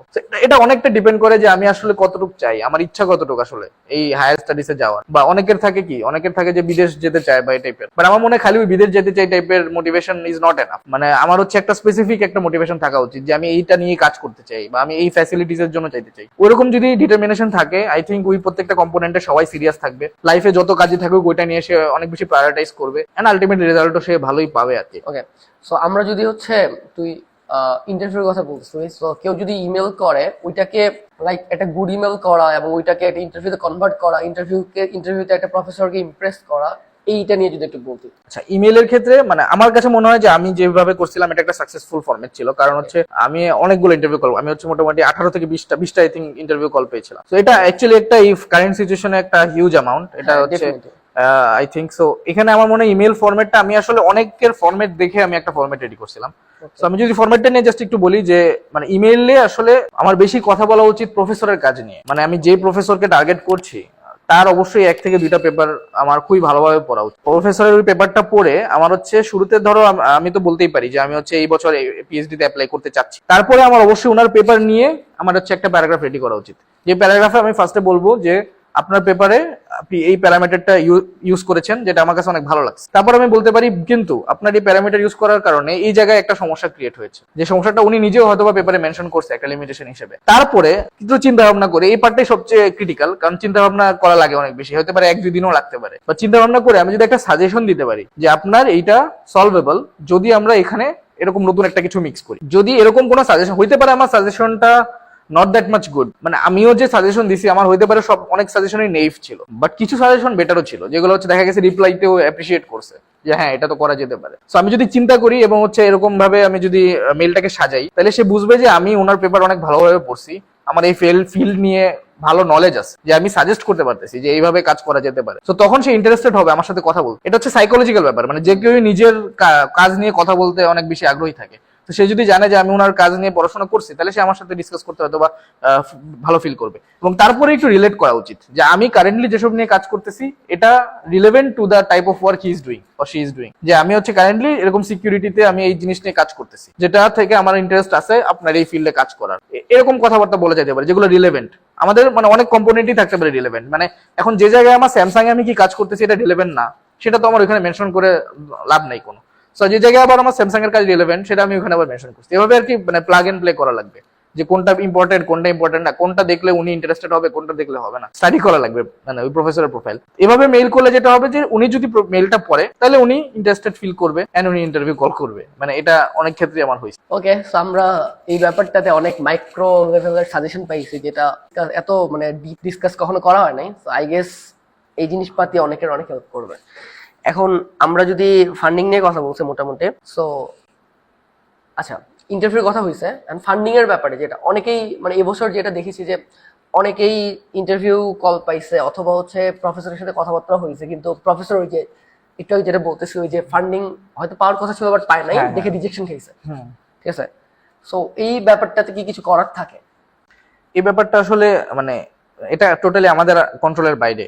মানে আমি এমনও দেখছি যে 5-6 জায়গা থেকে অ্যাকসেপ্টেন্স পাইছে, সব জায়গা থেকেই বলছে যে জানাবে, বাট দিন শেষে ওই প্রফেসর কোনো স্টুডেন্টই নিতে পারেনি, কারণ ওনার গ্র্যান্ড একটা রেজাল্ট আসার কথা ছিল এপ্রিলেও আসে নাই বা কোনো কারণে রিজেক্ট হয়েছে। এইবার এবছর এটা অনেক বেশি হয়েছে, যার কারণে আমি অনেক ভালো ভালো স্টুডেন্টকেও দেখছি যে যারা অ্যাকসেপ্টেড হয়েছে বাট যেতে পারছে না ফান্ডিং এর অভাবে। এটা একটা সিচুয়েশন যেটা আমাদের হাতের বাইরে। তো এখানে একটা সাজেশন হচ্ছে যে হরাইজনটাকে একটু মানে ব্রডেন করা যেতে পারে, যে আমরা খালি ইউএসএ স্পেসিফিক না থেকে হয়তো বা আরো যে বাইরে ইউরোপ বা অস্ট্রেলিয়াতে আরো যে অপরচুনিটিস আছে বা কিছু স্কলারশিপের অপরচুনিটি, ইরাসমাস মন্ডোস বা শিভনিং, এই টাইপের জিনিসগুলো একটু এক্সপ্লোর করা যেতে পারে। কারণ হ্যাঁ কমনওয়েলথে অনেকগুলোই আছে এবং অস্ট্রেলিয়াতে অনেক ভালো ইউনিভার্সিটি আছে, কানাডাতে আছে। সো আমার মনে হয় মানে যদি আমার ওইরকম টার্গেট থাকে যে আমরা ইউএসএ নিয়ে একটু রিস্ক ফিল করতেছি, উইচ ইজ ট্রু, ইভেন ফল 26-এও এটা আই থিঙ্ক কন্টিনিউ হবে। যে ফল 25-এ যেটা হয়েছিল। তো সেক্ষেত্রে আমরা আরেকটু মানে অন্যদিকেও দুই একটা অ্যাপ্লিকেশন করতে পারি, যে অস্ট্রেলিয়াতে কিছু ভালো ইউনিভার্সিটি আছে। আমি হচ্ছে একটা ইন্টারভিউ দিয়েছিলাম সুইজারল্যান্ডে, ইউনিভার্সিটি অফ জুরিকে। সো এরকম কিছু মানে এগুলো কিন্তু ইন্টারভিউ পাওয়া পসিবল, মানে এরকম না যে আমি ইউরোপের একটা ইউনিভার্সিটিতে করবো তারা দিবে না, ওখানে ফান্ডিং কম, they also have very less funding, but ওইভাবে মেল দিলে বা ওইভাবে যদি আমি রিলেভেন্ট কাজ শো করতে পারি তাহলে তারাও ইন্টারভিউ কল করবে। সো আই থিঙ্ক এটা আর কি, যে আমরা আরেকটু বাইরের দিকে চিন্তা করা যেতে পারে, যেহেতু ফান্ডিং নিয়ে কিছু ইস্যুস আছে। এন্ড দেন এগেইন মানে ফান্ডিং নিয়ে ইস্যুস থাকলেও লাস্টের দিকে কিন্তু আবার অনেকেই অনেক ফান্ডিং পাইছে। মানে আমি দেখছি যে একদম লাস্টে এসে অনেক আমার ফ্রেন্ডরা যারা হচ্ছে কয়েকজন আছে যারা হচ্ছে ফান্ডিং পেয়ে গেছে। সো ওইটাই মানে ইউএসএ তো অবভিয়াসলি অপরচুনিটিস বেশি, মানে এখন ফান্ডিং কাট হলেও স্টিল ইউএসএ তে সর্বোচ্চ পরিমাণ স্টুডেন্টই যাচ্ছে। সো ইউএসএ অবশ্যই টার্গেটে রাখা উচিত, তারপরে সাথে আরো কিছু ব্যাকআপ প্ল্যান থাকা উচিত। মানে আগে যেটা হতো যে প্ল্যান এর পরে জাস্ট প্ল্যান বি রাখতাম, এখন প্ল্যান বি সি ডি হয়তো বা রাখা যেতে পারে। ওকে, সো এটা ভেরি ইন্টারেস্টিং। আচ্ছা, যেহেতু আমরা ভার্সিটি নিয়ে কথা বলছি এবং দেশ নিয়ে কথা বলছি, এন্ড সবার ক্ষেত্রে যে ইউএস হবে এটাও তো টাফ। এই ক্ষেত্রে হচ্ছে ইউরোপের ব্যাপার বা ইরাসমাস আছে, আরো আরো কত কত কিছু আছে। তো আমরা যদি এখন মানে তোর ব্যাপারে জিজ্ঞেস করি যে হচ্ছে তুই ওভারঅল কয়টাতে অ্যাপ্লিকেশন করছিস, ওর মধ্যে কয়টাতে কি রেজাল্ট আসছে বা কেমন রেজাল্ট আসছে? আচ্ছা, আমার ক্ষেত্রে হচ্ছে আমি মানে আমি হচ্ছে টোটালি অ্যাপ্লিকেশন করেছি আর কি আমার ইন্টারভিউ এর পারফরমেন্সের উপর বেস করে। মানে যেসব ইন্টারভিউতে আমার কাছে মনে হয়েছে যে তারা বলছে যে ভালো বা আমার চান্স আছে বা বলছে এনকারেজ করছে যে অ্যাপ্লাই করো। হ্যাঁ। আবার অনেকে আছে যে এনকারেজ মানে ইন্টারভিউ নেয় নাই, বাট তাদের মেইলের মানে যে রিপ্লাই সেটা দেখে আমার মনে হয়েছে যে ওরা অ্যাকচুয়ালি ফিল করতেছে যে I could B a good candidate. So আমি এভাবে আই থিঙ্ক আমি 14টা ইউনিভার্সিটিতে অ্যাপ্লাই করেছিলাম total, which is a big number actually, কারণ প্রত্যেকটা ইউনিভার্সিটির কিন্তু একটা অ্যাপ্লিকেশন ফি থাকে। সো সবার পক্ষে কয়টা করা উচিত মানে সেফ থাকা? ইউজুয়ালি হচ্ছে যে যেটা বলছে যে টপ, মিড আর লো বা সেফটি, এই তিনটা টায়ারেই কিছু ইউনিভার্সিটিজ রেখে আই থিঙ্ক 10টা ইউনিভার্সিটি অ্যাপ্লাই করা ইজ ভেরি রিজনেবল, মানে 10টা অ্যাপ্লাই করা যেতেই পারে। বাট এখানে একটা জিনিস মাথায় রাখতে হবে, আমি চাইলেই 20টা ইউনিভার্সিটি অ্যাপ্লাই করতে পারবো না, কারণ আমার 20টা ইউনিভার্সিটিতে অ্যাপ্লাই করা মানে 20 বার আমার প্রফেসরকে দিয়ে এলওআর পাঠাইতে হবে। সো এটা কিন্তু নট এ ফিজিবল থিং আর কি। সো এটাও মাথায় রাখতে হবে যে আমি 14টা করছি, আমার কিন্তু 14টা এরকম আমার প্রফেসরকে সেন্ড করা লাগছে। So they were good enough, but সবাই হয়তো বা ওভাবে মানে কমফোর্টেবল ফিল করবে না। মানে একটা ব্যাপার হচ্ছে আবার তার কাছে তো তার তো একটা স্টুডেন্ট যাচ্ছে হ্যাঁ না। সেটাই, সে তার হচ্ছে 20টা স্টুডেন্ট যাচ্ছে, সো 20 10 200টা, সো এটা অনেক হিউজ নাম্বার। সো তার বিরক্তি ফিল করাটাও আসলে নরমাল, সেটাও মাথায় রাখতে হবে। এই জন্য আমার কাছে মনে হয় টপ, মিড আর সেফটি মিলে 10টা ইজ এ গুড নাম্বার। 8 থেকে 10টা ইউনিভার্সিটি অ্যাপ্লাই করা যেতে পারে। Okay, so very good suggestion. And একটা জিনিস খুবই মানে বেটার যে আজকে হচ্ছে শফিকের থেকে আমরা অনেক মাইক্রো লেভেলের জিনিসপাতি শুনতে পারতেছি, যেটা মানে অন্য সময় পসিবল হয় না। সো আমরা যদি আরো আরো কিছু ব্যাপারে আসি, মানে আরেকটু মাইক্রো লেভেলে ঢুকি, সেটা হচ্ছে যে বাংলাদেশের ইউনিভার্সিটিতে মানে যারা আন্ডার গ্রেডে থাকে ওভারঅল পুরো দেশের মধ্যে আর কি, সো সবার কথা চিন্তা করলে মানে তাদেরকে মানে ওভারঅল কি সাজেশন থাকবে আর কি, একটা যে যারা আন্ডার গ্রেড থেকে পিএইচডি তে যেতে চায় তাদের জন্য একটা জেনেরিক সাজেশন? আচ্ছা, তাদের ক্ষেত্রে হচ্ছে আমার কাছে মনে হয় যে মানে তুমি যদি ফার্স্ট ও সেকেন্ড ইয়ার স্টুডেন্ট হও, আই থিঙ্ক তুমি জাস্ট এক্সপ্লোর করো। মানে you are not still sure যে তুমি আসলে হায়ার স্টাডিজটা তোমার জন্য সুটেবল কিনা। So I think first second ইয়ারে কম্পিটিটিভ প্রোগ্রামিং করা বা ডেভেলপমেন্টে ফোকাস করা বা আন্ডারগ্রেড কোর্স ওয়ার্কে ফোকাস করাটা ইম্পর্টেন্ট, যাতে তোমার ওই বেসিকটা বিল্ড আপ হয়। এন্ড তোমার যদি আসলেই তুমি ফিল করো যে you have interest in research অথবা হায়ার স্টাডিজ অ্যাব্রডে যাইতে চাই, সেক্ষেত্রে যেটা করা উচিত যে এই যে কম্পোনেন্ট গুলা যেগুলো নিয়ে আমরা আজকে কথা বলছি, এসওপি, এলওআর বা রিসার্চ যে প্রোফাইলটা বিল্ড আপ করা, এই কম্পোনেন্ট গুলো নিয়ে আস্তে ধীরে জানা শুরু করা লাগবে। যে আমি হচ্ছে যে এই যে সাপোজ হচ্ছে যেমন হচ্ছে ফেসবুকে অনেক মানে হেল্পফুল একটা গ্রুপ আছে নেক্সট অফ ইউএসএ, ওই গ্রুপে কিন্তু প্রত্যেকটা কম্পোনেন্ট নিয়ে অনেক কথাবার্তা হয়। সো তুমি হচ্ছে ওইটাতে অ্যাড হও, অনেক ডকুমেন্টসও থাকে। সো তুমি ওই গ্রুপে অ্যাড হও, তুমি দেখো যে কারেন্টলি ধরো এই বছর যারা যাচ্ছে ওরা কিভাবে আসলে প্রোফাইলটা সাজাচ্ছে বা ওরা কিভাবে ক্র্যাক করতেছে ইন্টারভিউ, এগুলো দেখলে আস্তে আস্তে ইউ অলসো ফিল মোটিভেটেড। আমার ক্ষেত্রেও তাই হয়েছিল, আমি দেখছিলাম যে এরকম 2023-এ থাকতে আমি দেখছি যে এরকম একজন যাচ্ছে, সেগুলো দেখে আমি একটা মোটিভেশন ফিল করছি। সো ওগুলো দেখে তুমি কম্পোনেন্ট গুলো নিয়ে আইডিয়া নেওয়া শুরু করো। এন্ড যেহেতু রিসার্চ একটা ইম্পর্টেন্ট পার্ট, কারণ তুমি পিএইচডি তে যাচ্ছ মানে কি তোমার সে দেখতে চাবে যে তোমার রিসার্চে কিরকম এক্সপিরিয়েন্স আছে। সো আই উড সে যদি পসিবল হয় থার্ড ইয়ারের লাস্টে থেকে, স্পেশালি ফোর্থ ইয়ারে তো অবশ্যই, যদি আমরা রিসার্চ কোনো প্রজেক্টে ইনভলভ হতে পারি তাহলে আমরা অ্যাটলিস্ট আমাদের ডোমেনটা নিয়ে আমরা একটা সিওরিটি লাভ করতে পারবো যে আমি এই ডোমেনটা নিয়ে কাজ করতে ইন্টারেস্টেড, আমি মেশিন লার্নিং এর এই পার্টটা নিয়ে কাজ করতে ইন্টারেস্টেড। এটা হচ্ছে যে নিজের থেকে আসতে হবে। অনেক সময় এমন হতে পারে তোমার কাছে অপরচুনিটি নাই, বাট তখন অপরচুনিটি বানায় নিতে হবে। এই যে যেটা বললাম আমি শুরুতে, যে সিনিয়রদের সাথে যোগাযোগ করো, এমএসএ হয়তো বা একজন এই প্রজেক্টে কাজ করতেছে, তুমি এটাতে একটু খোঁজ নাও, যে ডোমেনের হোক, হ্যাঁ সেই ডোমেন, হ্যাঁ তুমি একটু খোঁজ নাও। তোমার তো 5টা ডোমেন নিয়ে তুমি হালকা হালকা জ্ঞান তো সংগ্রহ করতেই পারো। তারপর তোমার যদি ফিল হয় যে না আমি এই ফিল্ডে আমার মনে হচ্ছে একটু ইন্টারেস্ট, তো তুমি এই ফিল্ডে একটা কাজ শুরু করো। অনেক ফ্যাকাল্টি কিন্তু অনেক হেল্পফুল। আমরা তাদেরকে যে বলতে পারি যে আমি এরকম একটা কাজ করতে চাই, আপনার কাছে কোনো কাজ আছে কিনা। সো এরকম তুমি যদি থার্ড আর ফোর্থ ইয়ার থেকে একটু রিসার্চের সাথে ইনভলভ হও, তাহলে তোমার রিসার্চ একটা এক্সপিরিয়েন্সও হবে, প্লাস তুমি মানে ওই টাইম থেকে ফিল করবা যে আসলে তুমি হায়ার স্টাডিজ অ্যাপ্লাই করার উপযোগী কিনা, মানে তুমি কি আসলে এই রিসার্চের যে বোঝাটা বা যে এই পার্টটা এটা কি আমি হ্যান্ডেল করতে পারবো কিনা। সো এই জন্য মানে আমার সাজেশন থাকবে থার্ড ফোর্থ ইয়ারে থাকলে you can look for research project, যেগুলো হচ্ছে কারেন্টলি হয়তো তোমার আশেপাশে হইতেছে, অথবা তুমি ইনিশিয়েট করতে পারো। ঠিক আছে, কারণ এটা করলে তুমি এখন আন্ডারগ্রেডের পরে ডিরেক্ট যাও বা 2 বছর পরে যাও, you should always get connected with any research focus people, কারণ এটা অবভিয়াসলি তোমার প্রোফাইল অবশ্যই হেল্প করবে। সো যারা আন্ডারগ্রেডে আসো you can follow this, and হচ্ছে মোটিভেটেড থাকাটা অনেক জরুরি, কারণ কারেন্টলি ফান্ডিং কাটের জন্য আরো হার্ড হয়ে গেছে জিনিসপত্র। But if you are motivated enough you will be able to crack it. এটা Okay. আসলে কোনো সমস্যা। আচ্ছা, আমাদের শফিকের সাথে কথা বলতে যেহেতু মোটিভেশনের কথা আসছে, সো মানে তোর কেসে মোটিভেটেড পারসন অথবা মোটিভেটেড থিং হিসেবে কাজ করছে কোন জিনিসটা? আমার কেসে হচ্ছে আমি আমি অনেক মানে ফার্স্ট ইয়ারে যখন আসছি তখন থেকে আমি হয়তো মাথায় চিন্তা করতাম যে হায়ার স্টাডিজে যাবো, ইউএসএ যেতে হবে বা এখানে যেতে হবে, ওইটা টোটালি ছিল বিদেশ ভ্রমণের উদ্দেশ্যে, ওইটা কোনো সিরিয়াস কোনো থট ছিল না, যার কারণে আমার মধ্যে ওইরকম সিরিয়াসনেসটাও ছিল না। ওই সিরিয়াসনেসটা অনেক টাইম পর্যন্ত আমার ক্ষেত্রে আসেও নাই। আই থিঙ্ক আমার ক্ষেত্রে যেটা ছিল যে মানে একটা কামব্যাক পয়েন্ট ছিল আর কি, মানে আমি বলতে পারবো যে মানে কোভিড এর পরে মানে আমার হচ্ছে একটু স্ট্রাগলিং কিছু ইয়ার্স গেছে, যেখানে হচ্ছে আমি কপ আপ করছিলাম আর কি, মানে আমার একাডেমিক ওয়েতেও আমি হচ্ছে খুব একটা ভালো করতে পারতেছিলাম না। সো তখন যেটা হয়েছে যে আই থিঙ্ক আমি যখন স্যামসাং এ জয়েন করছি বা স্যামসাং এ যখন আমার হয়েছে, সো ওইটা আই থিঙ্ক একটা এমন টাইম ছিল যেখানে আমার কাছে ফিল হয়েছে যে ইটস সামথিং নিউ আর কি। এন্ড স্যামসাং এ জয়েন করার পর যেটা হচ্ছে Samsung is a research focus institute, so ওইখানে কিন্তু অনেক বেশি আমার ইনোভেশন রিলেটেড কাজের সাথে আমার মানে ইনভলভ থাকা লাগছে, এবং ওইখানে আমি সিকিউরিটি নিয়ে অনেক কাজ করার চেষ্টা করছি, এখনো করতেছি। সো ওগুলো করতে যে আমি আসলে এই যে রিসার্চের যে কম্পোনেন্ট গুলা, যে ধরো নোবেলটি খুঁজে বের করা, বা হচ্ছে অনেক পয়েন্টে এই প্রবলেমটার অ্যাকচুয়ালি ক্রেডিবিলিটি আছে কিনা, এটা সলিউশনটা কিরকম, এটা ইভ্যালুয়েট করা উচিত, এই জিনিসগুলো সম্পর্কে আমি আসলে আরো ভালোভাবে জানতে পারছি, এবং জিনিসগুলো আমার কাছে ইন্টারেস্টিং লাগছে যে একটা ইউজার সেন্ট্রিক একটা প্রবলেম যেটাকে আমি খুব ইজিলি আমি হচ্ছে চিন্তা করলে আমি হচ্ছে 2-3টা সলিউশন পাইতে পারি, দেন 2-3টা সলিউশন আবার দেখবো আমরা যেটা অলরেডি এক্সিস্ট করে কিনা, এক্সিস্ট করলে আমি ওটাকে টুইক করবো আর একটু বেটার করার চেষ্টা করবো। সো তখন আমার কাছে ফিল হয়েছে যে this is the type of work যেটা হয়তো আমি ফিউচারে করতে ইচ্ছুক। তখন আমি অ্যাকচুয়ালি ফিল করছি যে না, আমার সামনে অ্যাপ্লাই করা উচিত, মানে ওইখান থেকে আসলে মোটিভেশনটা গ্যাদার। অনেকগুলো ডট কানেক্টেড মোটামুটি। হ্যাঁ, মোটামুটি it's not about only one thing. Fourth ইয়ারও আমি যখন হচ্ছে কাজ করেছিলাম মানে আমার থিসিসে, তো তখনও আমি আসলে ওইখান থেকেও কিছু মোটিভেশন গ্যাদার করছি যে আমি সিকিউরিটি ফিল্ডেই যেতে চাই। তো এইভাবে আর কি প্রত্যেকটা ছোট ছোট জিনিস, অ্যান্ড আশেপাশের অনেক ফ্রেন্ড ছিল যাদের থেকে অনেক ধরনের হেল্প পাইছি, সাপোর্ট, অনেক সাপোর্টিভ ফ্রেন্ডই ছিল, Seniors. সিনিয়র ছিল অবভিয়াসলি, সিনিয়রদের এবং তাদের সাকসেস স্টোরিজ গুলাও। সো এগুলো দেখে আসলে ফিল করছি যে হয়তো বা ট্রাই করা যেতে পারে। Very interesting. সো আমরা যেহেতু মোটিভেশনের কথা শুনে ফেলছি, সো আমরা মেবি পিএইচডি অ্যাপ্লিকেশনের সব মডিউল কভার করে ফেলছি এবং অনেক ডিটেলসে কভার করছি। তোর কি কোনো কিছু মানে বাদ গেছে বলে মনে হচ্ছে? কোনো কিছু অ্যাড করার আছে এই পার্টে? না, আমার মনে হয় মানে যতগুলো ছোট ছোট কম্পোনেন্ট আছে সবগুলো নিয়ে কথা হয়েছে। বাট এখানে আরেকটা হচ্ছে যে ইউনিভার্সিটি যখন আমরা লিস্ট করি, হ্যাঁ, সো এই লিস্টিং করার ক্ষেত্রে আমাদের কিছু মানে ওয়েবসাইট আছে, যেরকম সিএস র্যাঙ্কিং সম্পর্কে আমরা জানি, যেখানে হচ্ছে ফিল্টার করে আর কি মানে একটা ফিল্ড ওয়াইজ সার্চ করা যায়। বাট এখানে একটা সাজেশন থাকবে যে অনেক সময় এখানে আপডেটেড প্রফেসরদের লিস্ট থাকে না। অনেক প্রফেসরই আছে যারা নিউলি জয়েন করছে, 2025 জয়েন করছে, তো তাদের লিস্ট ওখানে পাওয়া যাবে না। সো ওই ক্ষেত্রে যেটা করতে হবে যে অনেক কেসে কিছু প্রফেসর যারা হচ্ছে সিনিয়র প্রফেসর, ওদের প্রোফাইলে গেলে, তাদের অ্যালুমনাই লিস্টে গেলে আমরা দেখতে পারি যে রিসেন্টলি ওদের ল্যাব থেকে যারা গ্র্যাজুয়েট করছে ওরা কোথায় আছে, এবং অনেকেই দেখা যায় যে প্রফেসর হয়েছে কোনো না কোনো জায়গার।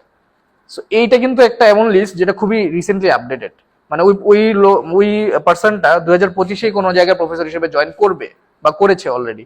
সো ওনার কাছে কিন্তু একটা স্টার্টার প্যাকেজ আছে, উনি হচ্ছে এখন অ্যাটলিস্ট 2জন স্টুডেন্ট নিবে। সো এটা কিন্তু একটা ভালো অপরচুনিটি, মানে কারেন্টলি যেহেতু ফান্ডিং কাটের কারণে অনেকে ফান্ড পাচ্ছে না, সেখানে উনি একটা ল্যাব স্টার্ট করবে যেখানে ওনাকে ইউনিভার্সিটি একটা স্টার্টার প্যাকেজ দিচ্ছে, যে এই ওয়েতে খুঁজে পাওয়া কিন্তু এই ওয়েতে খুঁজে পাইলে যেটা হবে যে এখন এখানে অনেক ধরনের ব্যাপার থাকতে পারে, অনেকে মনে করতে পারে যে ইয়াং প্রফেসরদের কাছে গেলে হয়তো বা অনেক বেশি কষ্ট করা লাগবে, প্রেশার বেশি থাকবে। সো এটাও একটা ট্রেড অফ আর কি, মানে এখন আমি কি চাই, এখন এখানেও আবার সুবিধা আছে, আমি যদি তার সাথে কাজ করলে আমি আসলে শিখতে পারবো অনেক কিছু, কারণ সে আমাকে খুবই গ্র্যানুলার লেভেলে আমাকে গাইড করবে। বাট একজন অনেক সিনিয়র প্রফেসর হয়তো ওই টাইমটা আমাকে দিতে পারবে না। সো এই ট্রেড অফটা নিজে ডিসাইড করা লাগবে। এটা একটা ওয়ে যে আমি ফাইন্ড আউট করতে পারি যে কোন কোন প্রফেসর নতুন জয়েন করতেছে, কারণ তারা অবভিয়াসলি স্টুডেন্ট নিচ্ছে। আর র্যাঙ্কিং করার ক্ষেত্রে আমার হচ্ছে নর্মালি ইউএস নিউজ ফলো করতে পারি, আর ফিল্টার করে দেখার জন্য সিএস র্যাঙ্কিং। সেই দুইটা দিয়ে আমার হচ্ছে নিজের মতো করে একটা র্যাঙ্কিং ডিসাইড করা লাগবে যে আমি টপ মানে এটাকে ধরতেছি। আমার কাছে টপ মানে হ্যাঁ, আমার কাছে টপ মানে কোনটা, সবার জন্য টপ সেম হবে না, মিড সেম হবে না, লো সেম হবে না। সো এটা নিজের একটা অপটিমাইজেশনে আসতে হবে যে হ্যাঁ এটা আমার জন্য পারফেক্ট। ওকে, সো লাস্ট একটা পয়েন্ট এটাতে, যে তোর এক্সেপ্টেন্স আসছে কোথায় থেকে কোথা থেকে? আচ্ছা, আমার আসলে 7টা ইউনিভার্সিটি থেকে অ্যাকসেপ্টেন্স আসছিল। আমি 14টা অ্যাপ্লাই করছিলাম, সো ইটস 50% সাকসেস রেট। 50%, এই টাইমে 50% কিন্তু হিউজ। হ্যাঁ, আই গেস। তো এখানে আর কি আমার সবগুলোই ফুল ফান্ডেড ছিল, মানে কোনোটা এরকম হয় না যে ফান শিওর না। ওকে, এন্ড আমার বেশিরভাগই টিএ ছিল, টিএ অফার আসছিল। তো এখানে ইউনিভার্সিটি গুলো হচ্ছে ফার্স্ট অফ অল পার্ডিউ থেকে, তো পার্ডিউতে যাচ্ছি আমি। এছাড়া ছিল Pennsylvania State University, Arizona State, NC State, University of Utah, William and Mary, and আরেকটা কোনটা ছিল জানি, ভুলে গেছি অ্যাকচুয়ালি। কয়টা বলছি? 6টা বলছি। হ্যাঁ, এটা মনে নেই। আচ্ছা, সো মোটামুটি যে কয়েকটা শুনেছি সবই কিন্তু টপ, ঠিক আছে? টপ বলতে মিডের উপরে এবং টপ টপ কভার করে, যেটা মানে কারেন্ট সিচুয়েশনে আমার কাছে মনে হয় ডেফিনেটলি সবাই বুঝে যে কতটা টাফ এই সিচুয়েশনে 7টা ইউনিভার্সিটি ক্র্যাক করা, এবং পুরোপুরি ফান্ডেড আর কি। আমরা শফিকের থেকে একদম প্রত্যেকটা জিনিস নিয়ে এত ডিটেলসে জানতে পারছি, যেটা মানে আশা করতেছি অবশ্যই সবার জন্য খুব বেশি উপকারী হবে। তো আমরা এখন যদি একটু ব্যাকট্র্যাক করে ছোটবেলার স্টোরিতে যাই, যে ওর স্কুল সময়টা কেমন কাটছে, ভার্সিটি কলেজ এই সময়টা কেমন কাটছে, এবং ডেফিনেটলি ও তো মানে একদিন এই জায়গায় আসে নাই, এই প্রত্যেকটা মডিউল তার জন্য মানে তার লাইফে একটা বড় বড় ইম্প্যাক্ট রাখছে। তো এইসব নিয়ে যদি একটু শুনি যে কেমন কাটছে ছোটবেলার টাইমটা। আচ্ছা, আমি আসলে স্কুলে ছিলাম হচ্ছে বিশিষ্ট মুন্সি আব্দুর পাবলিক কলেজে। তো এটা বেশ মানে লাইক আমরা জানি এটা বিজিবির আন্ডারে। সো ওইখানে আর কি চুল নিয়ে অনেক বেশি প্যারা দিত। যাই হোক, মানে আমি কখনোই কোনো মানে নার্ড ছিলাম না, মানে আমি হচ্ছে অলওয়েজ চেষ্টা করছি একটু এক্সট্রোভার্ট নেচার বজায় রাখার, বা যেসব জিনিস আমি আসলে কখনো করি নাই ওগুলো আমি হচ্ছে অ্যাকচুয়ালি ট্রাই করছি, বা অলওয়েজ আমি ট্রাই করছি যে নতুন কিছু অ্যাড করার, মানে অলওয়েজ পড়াশোনার মধ্যে থাকি নাই। এই জিনিসটা মানে এই যে একটা নেচার, মানে আমি মেবি কানেক্ট জিনিসটা যেটা বাইরের পার্সপেক্টিভ থেকে বুঝতেছি, যে ওর যে এই ক্যারেক্টারটা, এই নেচারটা, এটা হচ্ছে ওকে ওই যে পিএইচডি অ্যাপ্লিকেশনের যে জেনেরিক কিছু করা, জেনেরিক কিছু অ্যাচিভ করা, হ্যাঁ। এর থেকে বেটার কিছু অ্যাচিভ করা, রিস্ক নেওয়া, এই জিনিসটাতে কিন্তু সামহাউ মানে হ্যাঁ, আই থিংক এটা সাবকনশিয়াস মাইন্ডে কিন্তু ইফেক্ট হ্যাঁ, হয়েছে। I think I always like I wanted to try something new. So এটা থেকে আমার কাছে মনে হয়েছে যে আমি ওইখানেও আমি অনেক এক্সপেরিমেন্টাল জিনিস করেছি, যেটা মানে কাজে দিছে অ্যাকচুয়ালি। সো হ্যাঁ, এটা ট্রু। সো স্কুল থেকে আসলে আমি এরকমই ছিলাম আসলে। তো এভাবে আমি আসলে আমার এই কারণে আমার একটা ফ্রেন্ড সার্কেল অনেক বেশি ডাইভার্স ছিল। Okay. দেখা গেছে যারা ক্লাসে ফার্স্ট সেকেন্ড হয় তাদের সাথে আমার খুব বেশি ভালো কানেকশন, এন্ড যারা হচ্ছে অনেক বেশি ঘুরে বেড়ায় তাদের সাথে অনেক ভালো কানেকশন। সো আমার স্কুলটা আসলে এভাবেই গেছে। এন্ড আমি কলেজে ছিলাম, ঢাকা কলেজে। সো ঢাকা কলেজ টাইমটা অ্যাকচুয়ালি খুবই ছোট ছিল, মানে কলেজ টাইমটা তো এমনি অনেক ছোট হয়। প্লাস তখন হচ্ছে কলেজ মানে আই থিঙ্ক মানে আমরা যখন সেকেন্ড ইয়ারে উঠি তখন থেকে ঢাকা কলেজ একটু স্ট্রিক্ট হওয়া শুরু করে যে অ্যাটেন্ডেন্স নিয়ে। সো আমাকে মানে ফার্স্ট ইয়ার আমি হয়তো কলেজেই যাই নাই। মারামারি হইতো না? হ্যাঁ, মারামারিও হইতো, সো ওগুলো থেকে একটু দূরে থাকতাম।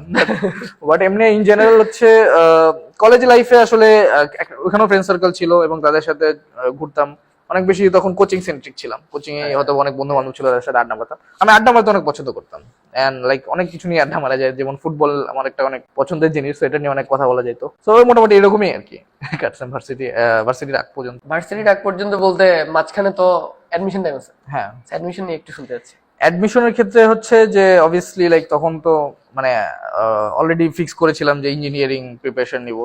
সো ইঞ্জিনিয়ারিং এর ক্ষেত্রে হচ্ছে অ্যাজ অলওয়েজ সবার যেটা টার্গেট থাকে বুয়েট। সো ওইটা নিয়ে কোচিং করতাম, ওইটা নিয়ে অনেক বেশি অ্যাডামেন্ট ছিলাম। বাট আমার কাছে মনে হয় যে হয়তোবা তখন আর কি ফোকাসে কিছু ল্যাকিংসও ছিল, কারণ হচ্ছে যে দেখা গেছে যে তখন টাইমটা এরকম ছিল যে অনেক ডাইভার্স সিচুয়েশন ছিল আর কি আমার আশেপাশে, যার কারণে হয়তো আমি ওইভাবে ফোকাসও করতে পারিনি। আমার কি এট দ্য এন্ড আমার জেইউতে হয়েছিল, বাট বুয়েটে হচ্ছে এক্সাম আমি অনেক ভালো দিছিলাম, বুয়েটে খুবই ভালো এক্সাম দিছিলাম, এবং আমাদের বছর কোশ্চেন মনে একটু ইজি ছিল। সেখানে একটা মিসকনসেপশন কাজ করছিল, যেমন হচ্ছে যে অনেক জায়গায় যেমন বলেছিল যে ওই যে তখন 60টা কোশ্চেন আসতো, রাইট? 60 কোশ্চেনের মধ্যে 600 মার্কের মধ্যে লাইক 40টা যদি ভালো মতো করতে পারি তাহলেই নাকি হয়ে যাবে। তো আমি তো 40টা, আমি 45টা করে বসে আছি, আমি ভাবছি যে আমার তো হবেই। বাট পরে দেখলাম যে কোশ্চেন এত ইজি ছিল যে সবাই 55টা করে পারছে। তো আমার আগে পরে বুয়েটে আসলে হয় নাই, ওয়েটিং এ ছিলাম। তো তারপরে আগে ডিইউতে আমার হয়েছিল, ডিইউতে মোটামুটি ভালো পজিশন আসছিল, এবং সিএসসি আইআইটি দুটার মধ্যে আমি দ্বিধাদ্বন্দ্বে ছিলাম যে কোনটায় যাওয়া উচিত। হয় আইআইটি আইআইটি মেন ছিল ফোকাস ছিল ইন্টার্নশিপ, ঠিক আছে, যে আমি 4th ইয়ারে একটা 6 মাসের ইন্টার্নশিপ করবো, যেখানে আমাকে আবার স্যালারিও দিবে। তো এটা আমার কাছে অনেক ফ্যাসিনেটিং লাগছিল যে আমি হচ্ছে 4th ইয়ারে উঠে ইনকাম করা শুরু করবো। তো এই কারণে আমি আইআইটি নিয়েছিলাম। এছাড়াও কিছু সিনিয়রও সাজেশন দিছিল। সো আই থিঙ্ক হ্যাঁ, মানে যা ডিসিশন নিয়েছি I don't regret any of it. আইআইটিতে আমি খুব লাইক ভালো এনভায়রনমেন্ট পাইছি। I also made some very good friends, like so I think I don't regret any part of it. Okay, so এখানে আমি একটা মানে একটা কোশ্চেন করতে যাচ্ছি, সেটা হচ্ছে যে মানে বাংলাদেশে যেটা হয় যে ইউজুয়ালি মানে যেহেতু এনভায়রনমেন্ট এরকম, তো সবাই যেটা টার্গেট করে যে লাইক বুয়েটে বা একদম টপ ভার্সিটিতে যেতে হবে, এন্ড একটা মেজর পার্ট থাকে যারা কিন্তু এই ভার্সিটি গুলো ক্র্যাক করতে পারে না, মানে সিট তো লিমিটেড, হ্যাঁ। কাউকে না কাউকে ছাড়তেই হবে। Yep. সো তারা ধর পরে নিচে কোনোটাতে পড়ে। সো আমি যদি তোর এক্সাম্পল দিতে চাই এখন, যে তুই বুয়েটে ইচ্ছা ছিল বুয়েটে পড়ার, বাট সামহাও হয় না, এখন এখানে ঢাকা ভার্সিটি সফটওয়্যার ইঞ্জিনিয়ারিং থেকে পড়ছস। সো এখন এই সময় এসে কি এই জিনিসটার কোনো ইম্প্যাক্ট আছে লাইফে, বা কি মনে হয়? এখন আমি যদি একটা মানে স্ট্যাটিস্টিক্স দিতে যাই যে মানে এই ফল 25 এসে যদি আমরা মানে ওভারঅল সিনারিও দেখতে চাই, সো মানে পুরো দেশ থেকে, এটা কি জানা আছে পুরো দেশ থেকে পার্টুতে কয়জন যাচ্ছে এবার? পুরো দেশ থেকে মানে কম্পিউটার সায়েন্স হ্যাঁ, সিএসএ। সিএসএ আমি অ্যাকচুয়ালি এখনো কাউকে পাই নাই। আচ্ছা, সো বাট আমাদের আগের ইন্টারভিউ যে তানজিম ইয়ার, সো ও হচ্ছে চান্স পাইছে। আচ্ছা। ও যাচ্ছে না, ও তো সেমই তো যাচ্ছে। এই তো মানে হাতে গোনা 3-4টা বা 4-5 জন ম্যাক্সিমাম যদি ধরি, হয়তো চান্স পাইছে, বাট ওই কাছাকাছি র্যাঙ্কের হয়তো চান্স পাইছে। সো এট দ্য এন্ড কি হচ্ছে যে হয়তো একটা টাইমে পড়া হয় নাই, বা কোনো কারণে কিছু মানে কোনো প্রবলেম হয়েছে, হয়তো নিচে কোথাও পড়তে হচ্ছে, বাট দিন শেষে এই যে 4-5 বছর পরে কিন্তু ডেফিনেটলি ওদের একটা বড় অ্যামাউন্ট ডেফিনেটলি পার্ডু ক্র্যাক করতে পারবে না, বা টপ তুই যেমন 60টা ক্র্যাক করছিস, 98 বা 99% পারবে না, হয়তো 1-2% পারবে। সো এই যে ব্যাপারটা 4-5 বছরের ব্যাপারটা, সো আমরা যেটা হয় যে অ্যাডমিশন টাইমে অনেকে খারাপ করার জন্য একেবারে মানে মনে হয় যে দুনিয়া সবকিছু শেষ, আমার দ্বারা কিছু হবে না, আমার স্বপ্ন ছিল ওইটা আমি যেতে পারি না, বা বুয়েট মিস করছে। সো এই ব্যাপারে তোর এখন এক্সপিরিয়েন্স কি মনে হয়?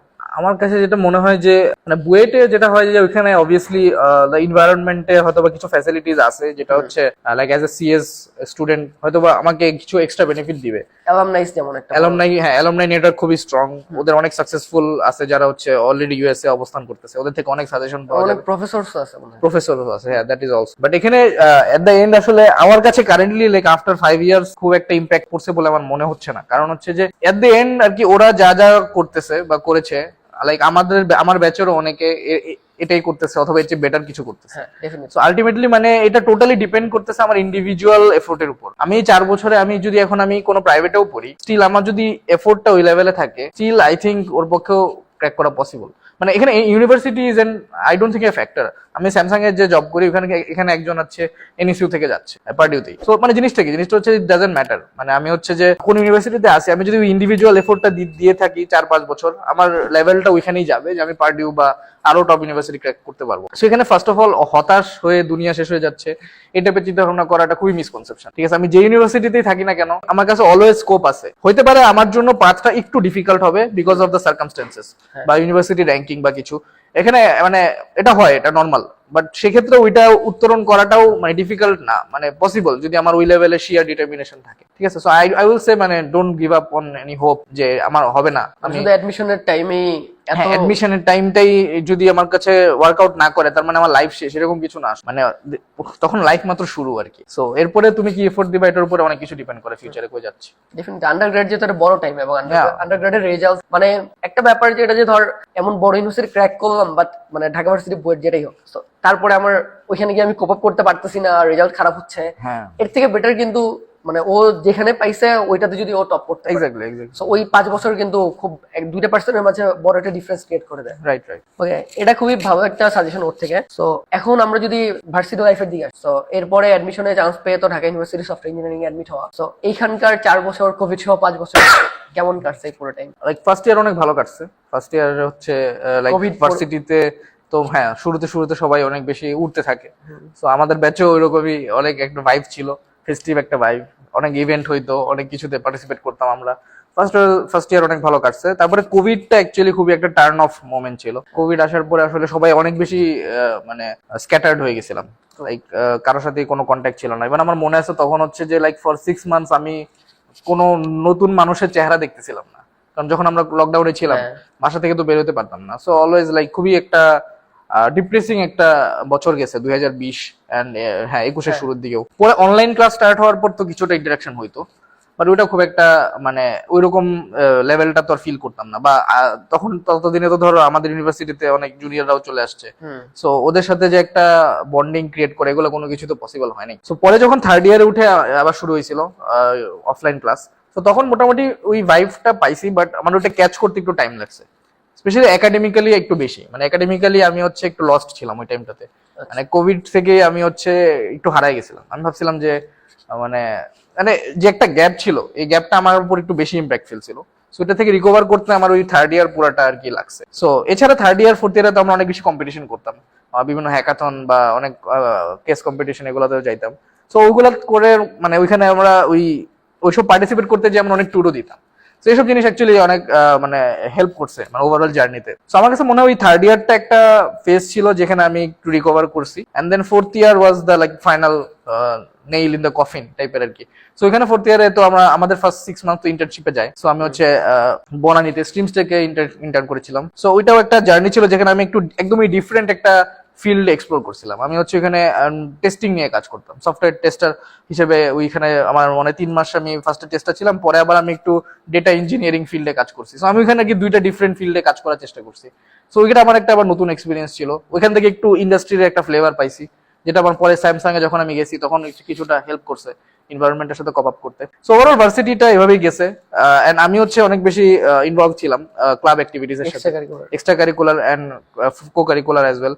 সো আমি হচ্ছে মানে আমাদের আইআইটি যে ক্লাব ছিল ওইটা দিয়ে আমি অনেক ফেস্টিভিটিস আয়োজন করার চেষ্টা করতাম, বা এখানে যে জুনিয়র সিনিয়র ওদের মাঝে আইআইটি যে ক্লাব আছে ওটার প্রেসিডেন্ট ছিল। তো এটা কিন্তু মানে এমনিতে কোনো একটা কিছু প্রেসিডেন্ট হওয়া কিন্তু ডেফিনেটলি অনেক বেশি এফোর্ট দিতে হয়। সো এমন না যে অনেক বেশি পড়াশোনা মানে খুব বেশি পড়াশোনা সেন্ট্রিক থেকে প্রেসিডেন্ট হওয়া একটা দুইটা সংগঠনের ইটস ভেরি টাফ। হ্যাঁ, মানে আমার কাছে মনে হয় ওইটা একটা টাইম যেটা আমি অনেক বেশি চেরিশ করি। মানে ওই টাইমে আমি যখন প্রেসিডেন্ট ছিলাম, আমি হচ্ছে এখানে লাইক আইআইটি তে সবার সাথে একটা খুবই ভালো একটা কানেকশন ছিল, অনেক কিছু অ্যারেঞ্জ করার স্কোপ পাইতাম, অনেক বেশি আমার আমার নিজেরও কিছু ডেভেলপমেন্ট হয়েছে, যেমন কমিউনিকেশন স্কিল, নেগোসিয়েশন স্কিল, এগুলো তো সব সময়ই দরকার হয়। তো এগুলোর জন্য আসলে এই টাইপের অ্যাক্টিভিটিতেও ইনভলভ হওয়া খুব জরুরি। সো মোটামুটি এইভাবেই আসলে ভার্সিটি। তারপরে কিছু ওই সময়ের যদি কিছু অ্যাচিভমেন্টস এর কথা বলতে চাই, যে লাইক ব্লকচেন অলিম্পিয়াডের কথা বলতে। হ্যাঁ, আমি এবং আমার টিম আমরা হচ্ছে 2023-এ বাংলাদেশ ব্লকচেন অলিম্পিয়াড, যেটা ন্যাশনাল চ্যাম্পিয়ন হয়েছিলাম আমরা। মানে আমাদের একটা প্রজেক্ট ছিল ফার্মাসিউটিক্যাল সাপ্লাই চেইন নিয়ে, যেখানে আর কি আমরা ফার্স্ট হয়েছিলাম ওই প্রজেক্টটা দিয়ে। এন্ড পরবর্তীতে আমরা ইন্টারন্যাশনাল যেটা নেদারল্যান্ডসে হওয়ার কথা ছিল ওইটাতেও আমরা সুযোগ পেয়েছিলাম, এবং ওইখানে আসলে আমরা কিছু ভিসা জটিলতার কারণে আমরা যেতে পারিনি, বাট অনলাইনে পার্টিসিপেট করেছিলাম এবং আমরা 6th হয়েছিলাম। সো এটা আর কি একটা অ্যাচিভমেন্ট, আমার মানে আন্ডারগ্রেডের সবচেয়ে বড় অ্যাচিভমেন্ট বলা যেতে পারে, কারণ একটা ইন্টারন্যাশনাল লেভেলে একটা কিছু গেইন করা is a very big thing. So এটাও আই থিঙ্ক আমি এসওপি তে মেনশন করছিলাম যে আমি এখানে একটা অ্যাচিভমেন্ট আছে। সেগুলো মানে প্রত্যেকটা ছোট ছোট পার্ট নিয়েই আসলে আমার এই মানে জার্নিটা, যার কারণে হয়তো পিএইচডি তে আমি একটা ভালো কিছু করতে পারছি। আচ্ছা, apart from academics and all, যদি মানে ভার্সিটি লাইফের আর এসব ছাড়া অন্য কিছু মানে তুই শেয়ার করতি কোনো কিছু লাইক ট্যুর হ্যান্ড এই টাইপের অন্য কিছু? হ্যাঁ, আমি মানে ভার্সিটির আগে আমি হচ্ছে কখনো লাইক ফ্রেন্ডদের সাথে ট্যুর খুব একটা দেই নাই। মানে আমার ফ্যামিলি সাইড থেকে একটু বেশি ছিল, লাইক আম্মু কখনো একা ছাড়তে চাইতো না। ভার্সিটিতে আসার পরেই বেসিক্যালি আমি ট্যুর দেওয়া শুরু করি। সো আমার মনে হয় এই 4 বছরে আমি অনেক ট্যুর দিছি অ্যাকচুয়ালি প্রতি বছর। এবং আমার এমন হয়ে গেছে যে আমি অক্টোবর মাস কোনো একটা বছরের আমি হচ্ছে লাইক টানা 3টা ট্যুর দিছি। মানে আমি চিটাগাং গেছি, দেন চিটাগাং থেকে এসে পরের দিন রাঙামাটি চলে গেছি, মানে এরকম হয়েছে। সো ওইখানে মানে আইআইটি এর ফ্রেন্ডদের সাথে অনেক বেশি ট্যুর দিছি। সো ওগুলো একটা খুবই মেমোরেবল কিছু জার্নি ছিল।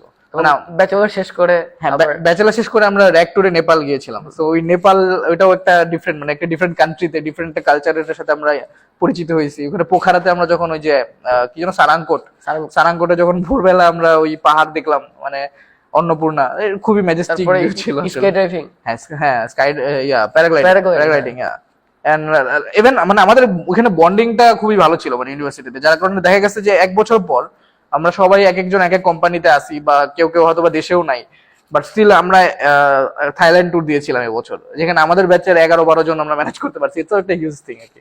তো এই বন্ডিং গুলো আসলে ইউনিভার্সিটির এই 4-5 বছর ধরে আস্তে আস্তে বিল্ড আপ হয়েছে, এন্ড এটা সামথিং যেটা আই থিঙ্ক ফরএভার থাকবে। হ্যাঁ, মানে এজ এ হিউম্যান বিং আমরা এখন বা তুই এখন যেই পর্যায়ে আছিস এটার পিছনে ডেফিনেটলি এই প্রত্যেকটা এন্টিটির খুব বড় বড় ইমপ্যাক্ট আছে। সবকিছুর জন্য আসলে অনেক গ্রেটফুল। আচ্ছা, ওকে। সো লাস্ট পয়েন্টে যদি হচ্ছে তুই মানে লাইক কোনো টিচার বা কোনো প্যারেন্টস বা কাউকে মানে মেনশন করতে আর কি কোনো কিছু। ওয়েল লাইক মানে আমার মা বাবা তো অবশ্যই ছোটকাল থেকে অনেক কিছুতেই সাপোর্ট দিয়ে আসছে। লাইক আমার আম্মু যদি আমাকে পুশ না করতো হয়তো আমি স্কুলেই ঝরে যেতাম আর কি, কারণ যেটা আমি বলছিলাম আমি স্কুলে অনেক বেশি এক্সট্রোভার্ট ছিলাম। সো আমার কিন্তু অনেক ধরনের কোম্পানিজ ছিল। সো স্টিল আমি যে পড়াশোনাটা একাডেমিক্যালি আমি ধরে রাখতে পারছি, এটা অবভিয়াসলি আমার মা বাবার জন্যই। ওনাদের গাইডেন্সের জন্যই। So obviously thanks to them and আমার ফ্যামিলিও। অ্যান্ড এছাড়া আমার প্রতি আমি যেখানে গেছি আমার একটা ফ্রেন্ড সার্কেল ক্রিয়েট হয়েছে, স্কুলে, কলেজে, ভার্সিটিতে, এভরিওয়্যার আই ওয়েন্ট। সো ওই প্রত্যেক ফ্রেন্ড সার্কেলই আমার লাইফে একটা পার্ট প্লে করছে। মানে ওদের থেকে কোনো সাজেশন বা তাদের অ্যাডভাইস যেটা আমি লাইফে অ্যাপ্লাই করছি এবং আমি সাকসেসফুল হয়েছি। সো ওদের ওই সাজেশন ছাড়াও আমি হয়তো আজকে যেখানে যাচ্ছি বা সামনে যেখানে যাবো এগুলো অ্যাচিভ করতে পারতাম না। সো অবশ্যই প্রত্যেক ফ্রেন্ড সার্কেল যারা আছে তাদেরকে অবশ্যই থ্যাঙ্কস। আর লাস্টলি লাইক আমার স্কুল থেকেও কিছু লাইক লার্নিং ছিল যেগুলো হয়তো আমার ওখানে কিছু টিচার যাদের থেকে পাইছি। অ্যান্ড অবভিয়াসলি আইআইটিতে এসে আমি এমন কিছু মানুষের সাথে, এমন কিছু ফ্যাকাল্টির সাথে পরিচয় হয়েছে যারা যাদের থেকে আমি ওই লাইফকে আর কি কিভাবে চিন্তা করা যায় ওটা নিয়ে অনেক ফিলোসফিক্যাল অনেক জ্ঞান লাভ করেছি, যেটা আমার নিজেকেও অনেক বেশি এনরিচ করছে। So obviously I want to thank to them. Overall like সবার যেই পার্টটা প্লে করছে আমার লাইফে, আমি আর কি চাই যাতে ওরা এটার কারণে মানে আমি যাতে এমন কিছু করতে পারি যাতে ওরা একদিন প্রাউড ফিল করে। সো এটাই আসলে। Hope for the best. So এখন একদম লাস্ট পর্যায়ে আমরা মোটামুটি, সো যদি হচ্ছে তুই একটা নিজের ফিউচার প্ল্যান অথবা লাইক ড্রিম কিছু একটা শেয়ার করতে, আচ্ছা, কি মনে হয়? মানে আপাতত এর আগে দিয়ে আমার ড্রিম ছিল যে আপাতত পিএইচডি তে একটা ভালো ইউনিভার্সিটি ক্র্যাক করা। সো এটা হওয়ার পরে আমি আসলে খুব একটা চিন্তা করি নাই, বাট ইন জেনারেল ড্রিম বলতে আমি তো একটা সাইবার সিকিউরিটি রিসার্চ ফিল্ডে যাচ্ছি। সো একাডেমিক্যালি আমার গোল আই থিঙ্ক আমি হচ্ছে এই ফিল্ডে কিছু এক্সাইটিং কিছু এক্সপ্লোর করতে চাই, যেটা হচ্ছে যে related to my field or like contribute করতে চাই নতুন কিছু। অ্যান্ড আফটার দ্যাট ফিউচারে depends on my like experience over the years হয়তো বা আমি ডিসাইড করবো যে আমি একাডেমিশিয়ান হতে চাই কিনা। আপাতত আমার কাছে মনে হচ্ছে ইটস ভেরি গুড অপশন, এবং এটা আমি আই থিঙ্ক মানে আমার এই বছর টিচিং অ্যাসিস্ট্যান্টশিপই আছে। সো আমি হয়তো এখানে টিএ তে ক্লাস নিতে যে হয়তো আরো একটু এক্সপ্লোর করতে পারবো যে এই ফিল্ডটা আমার কতটুকু ভালো লাগতেছে, বা ফিউচারে do I see myself like someone like that.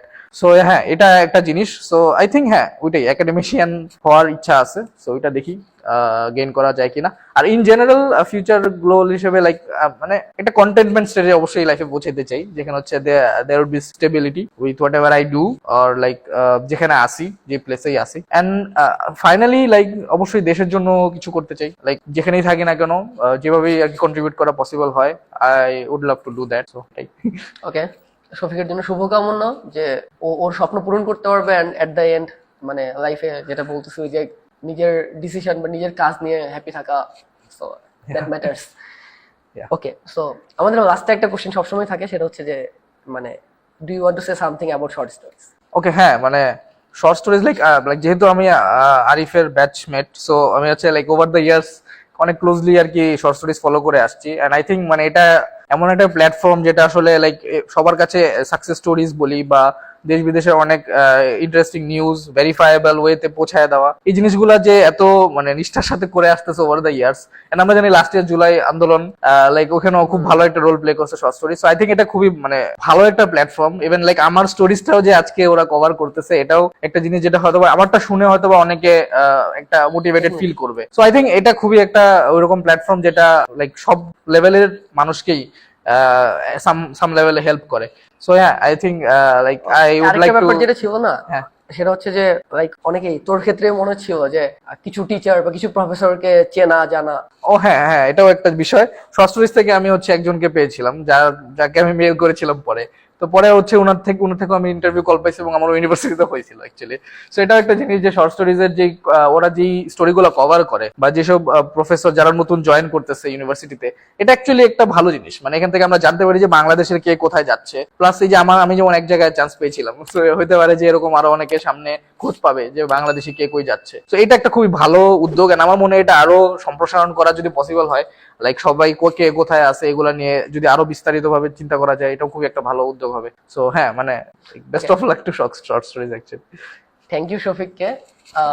এই জিনিসপাতি যে মানে ওর লাইফের খুবই মাইক্রো লেভেলের একটা পার্টে শর্ট স্টোরিজের ছোট্ট একটা ইম্প্যাক্ট আছে, এবং হয়তো মানে আমাদের জানা অজানা এমন অনেকের লাইফে, যেহেতু আমরা 3 বছর ধরে কাজ করতেছি, সো ওই ছোটখাটো কোনো যদি ইম্প্যাক্ট আমরা ক্রিয়েট করতে পারি, এটা আমাদের জন্য অনেক বড় একটা পাওয়া হবে। এন্ড আজকের এই এত সময় ধরে এত ডিটেলসে আমাদের মানে এত বড় একটা অডিয়েন্স বেসের জন্য শফিক নিজে সময় দিছে এবং ডিটেলসে সবকিছু শেয়ার করছে, যেটা আশা করতেছি মানে ওভার দ্য ইয়ার্স ইউটিউবের ভিডিও তো থেকেই যাবে। সো অনেক হাজার হাজার মানুষ মোটিভেটেড হবে, অ্যান্ড তারাও লাইফে অনেক কিছু করতে পারবে, অ্যান্ড এট দ্য এন্ড মানে আমরা আমাদের দেশটাকে আরেকটু বেটার করতে পারবো। এই so thank you Shafiq. Thank you short stories, thank you Arif.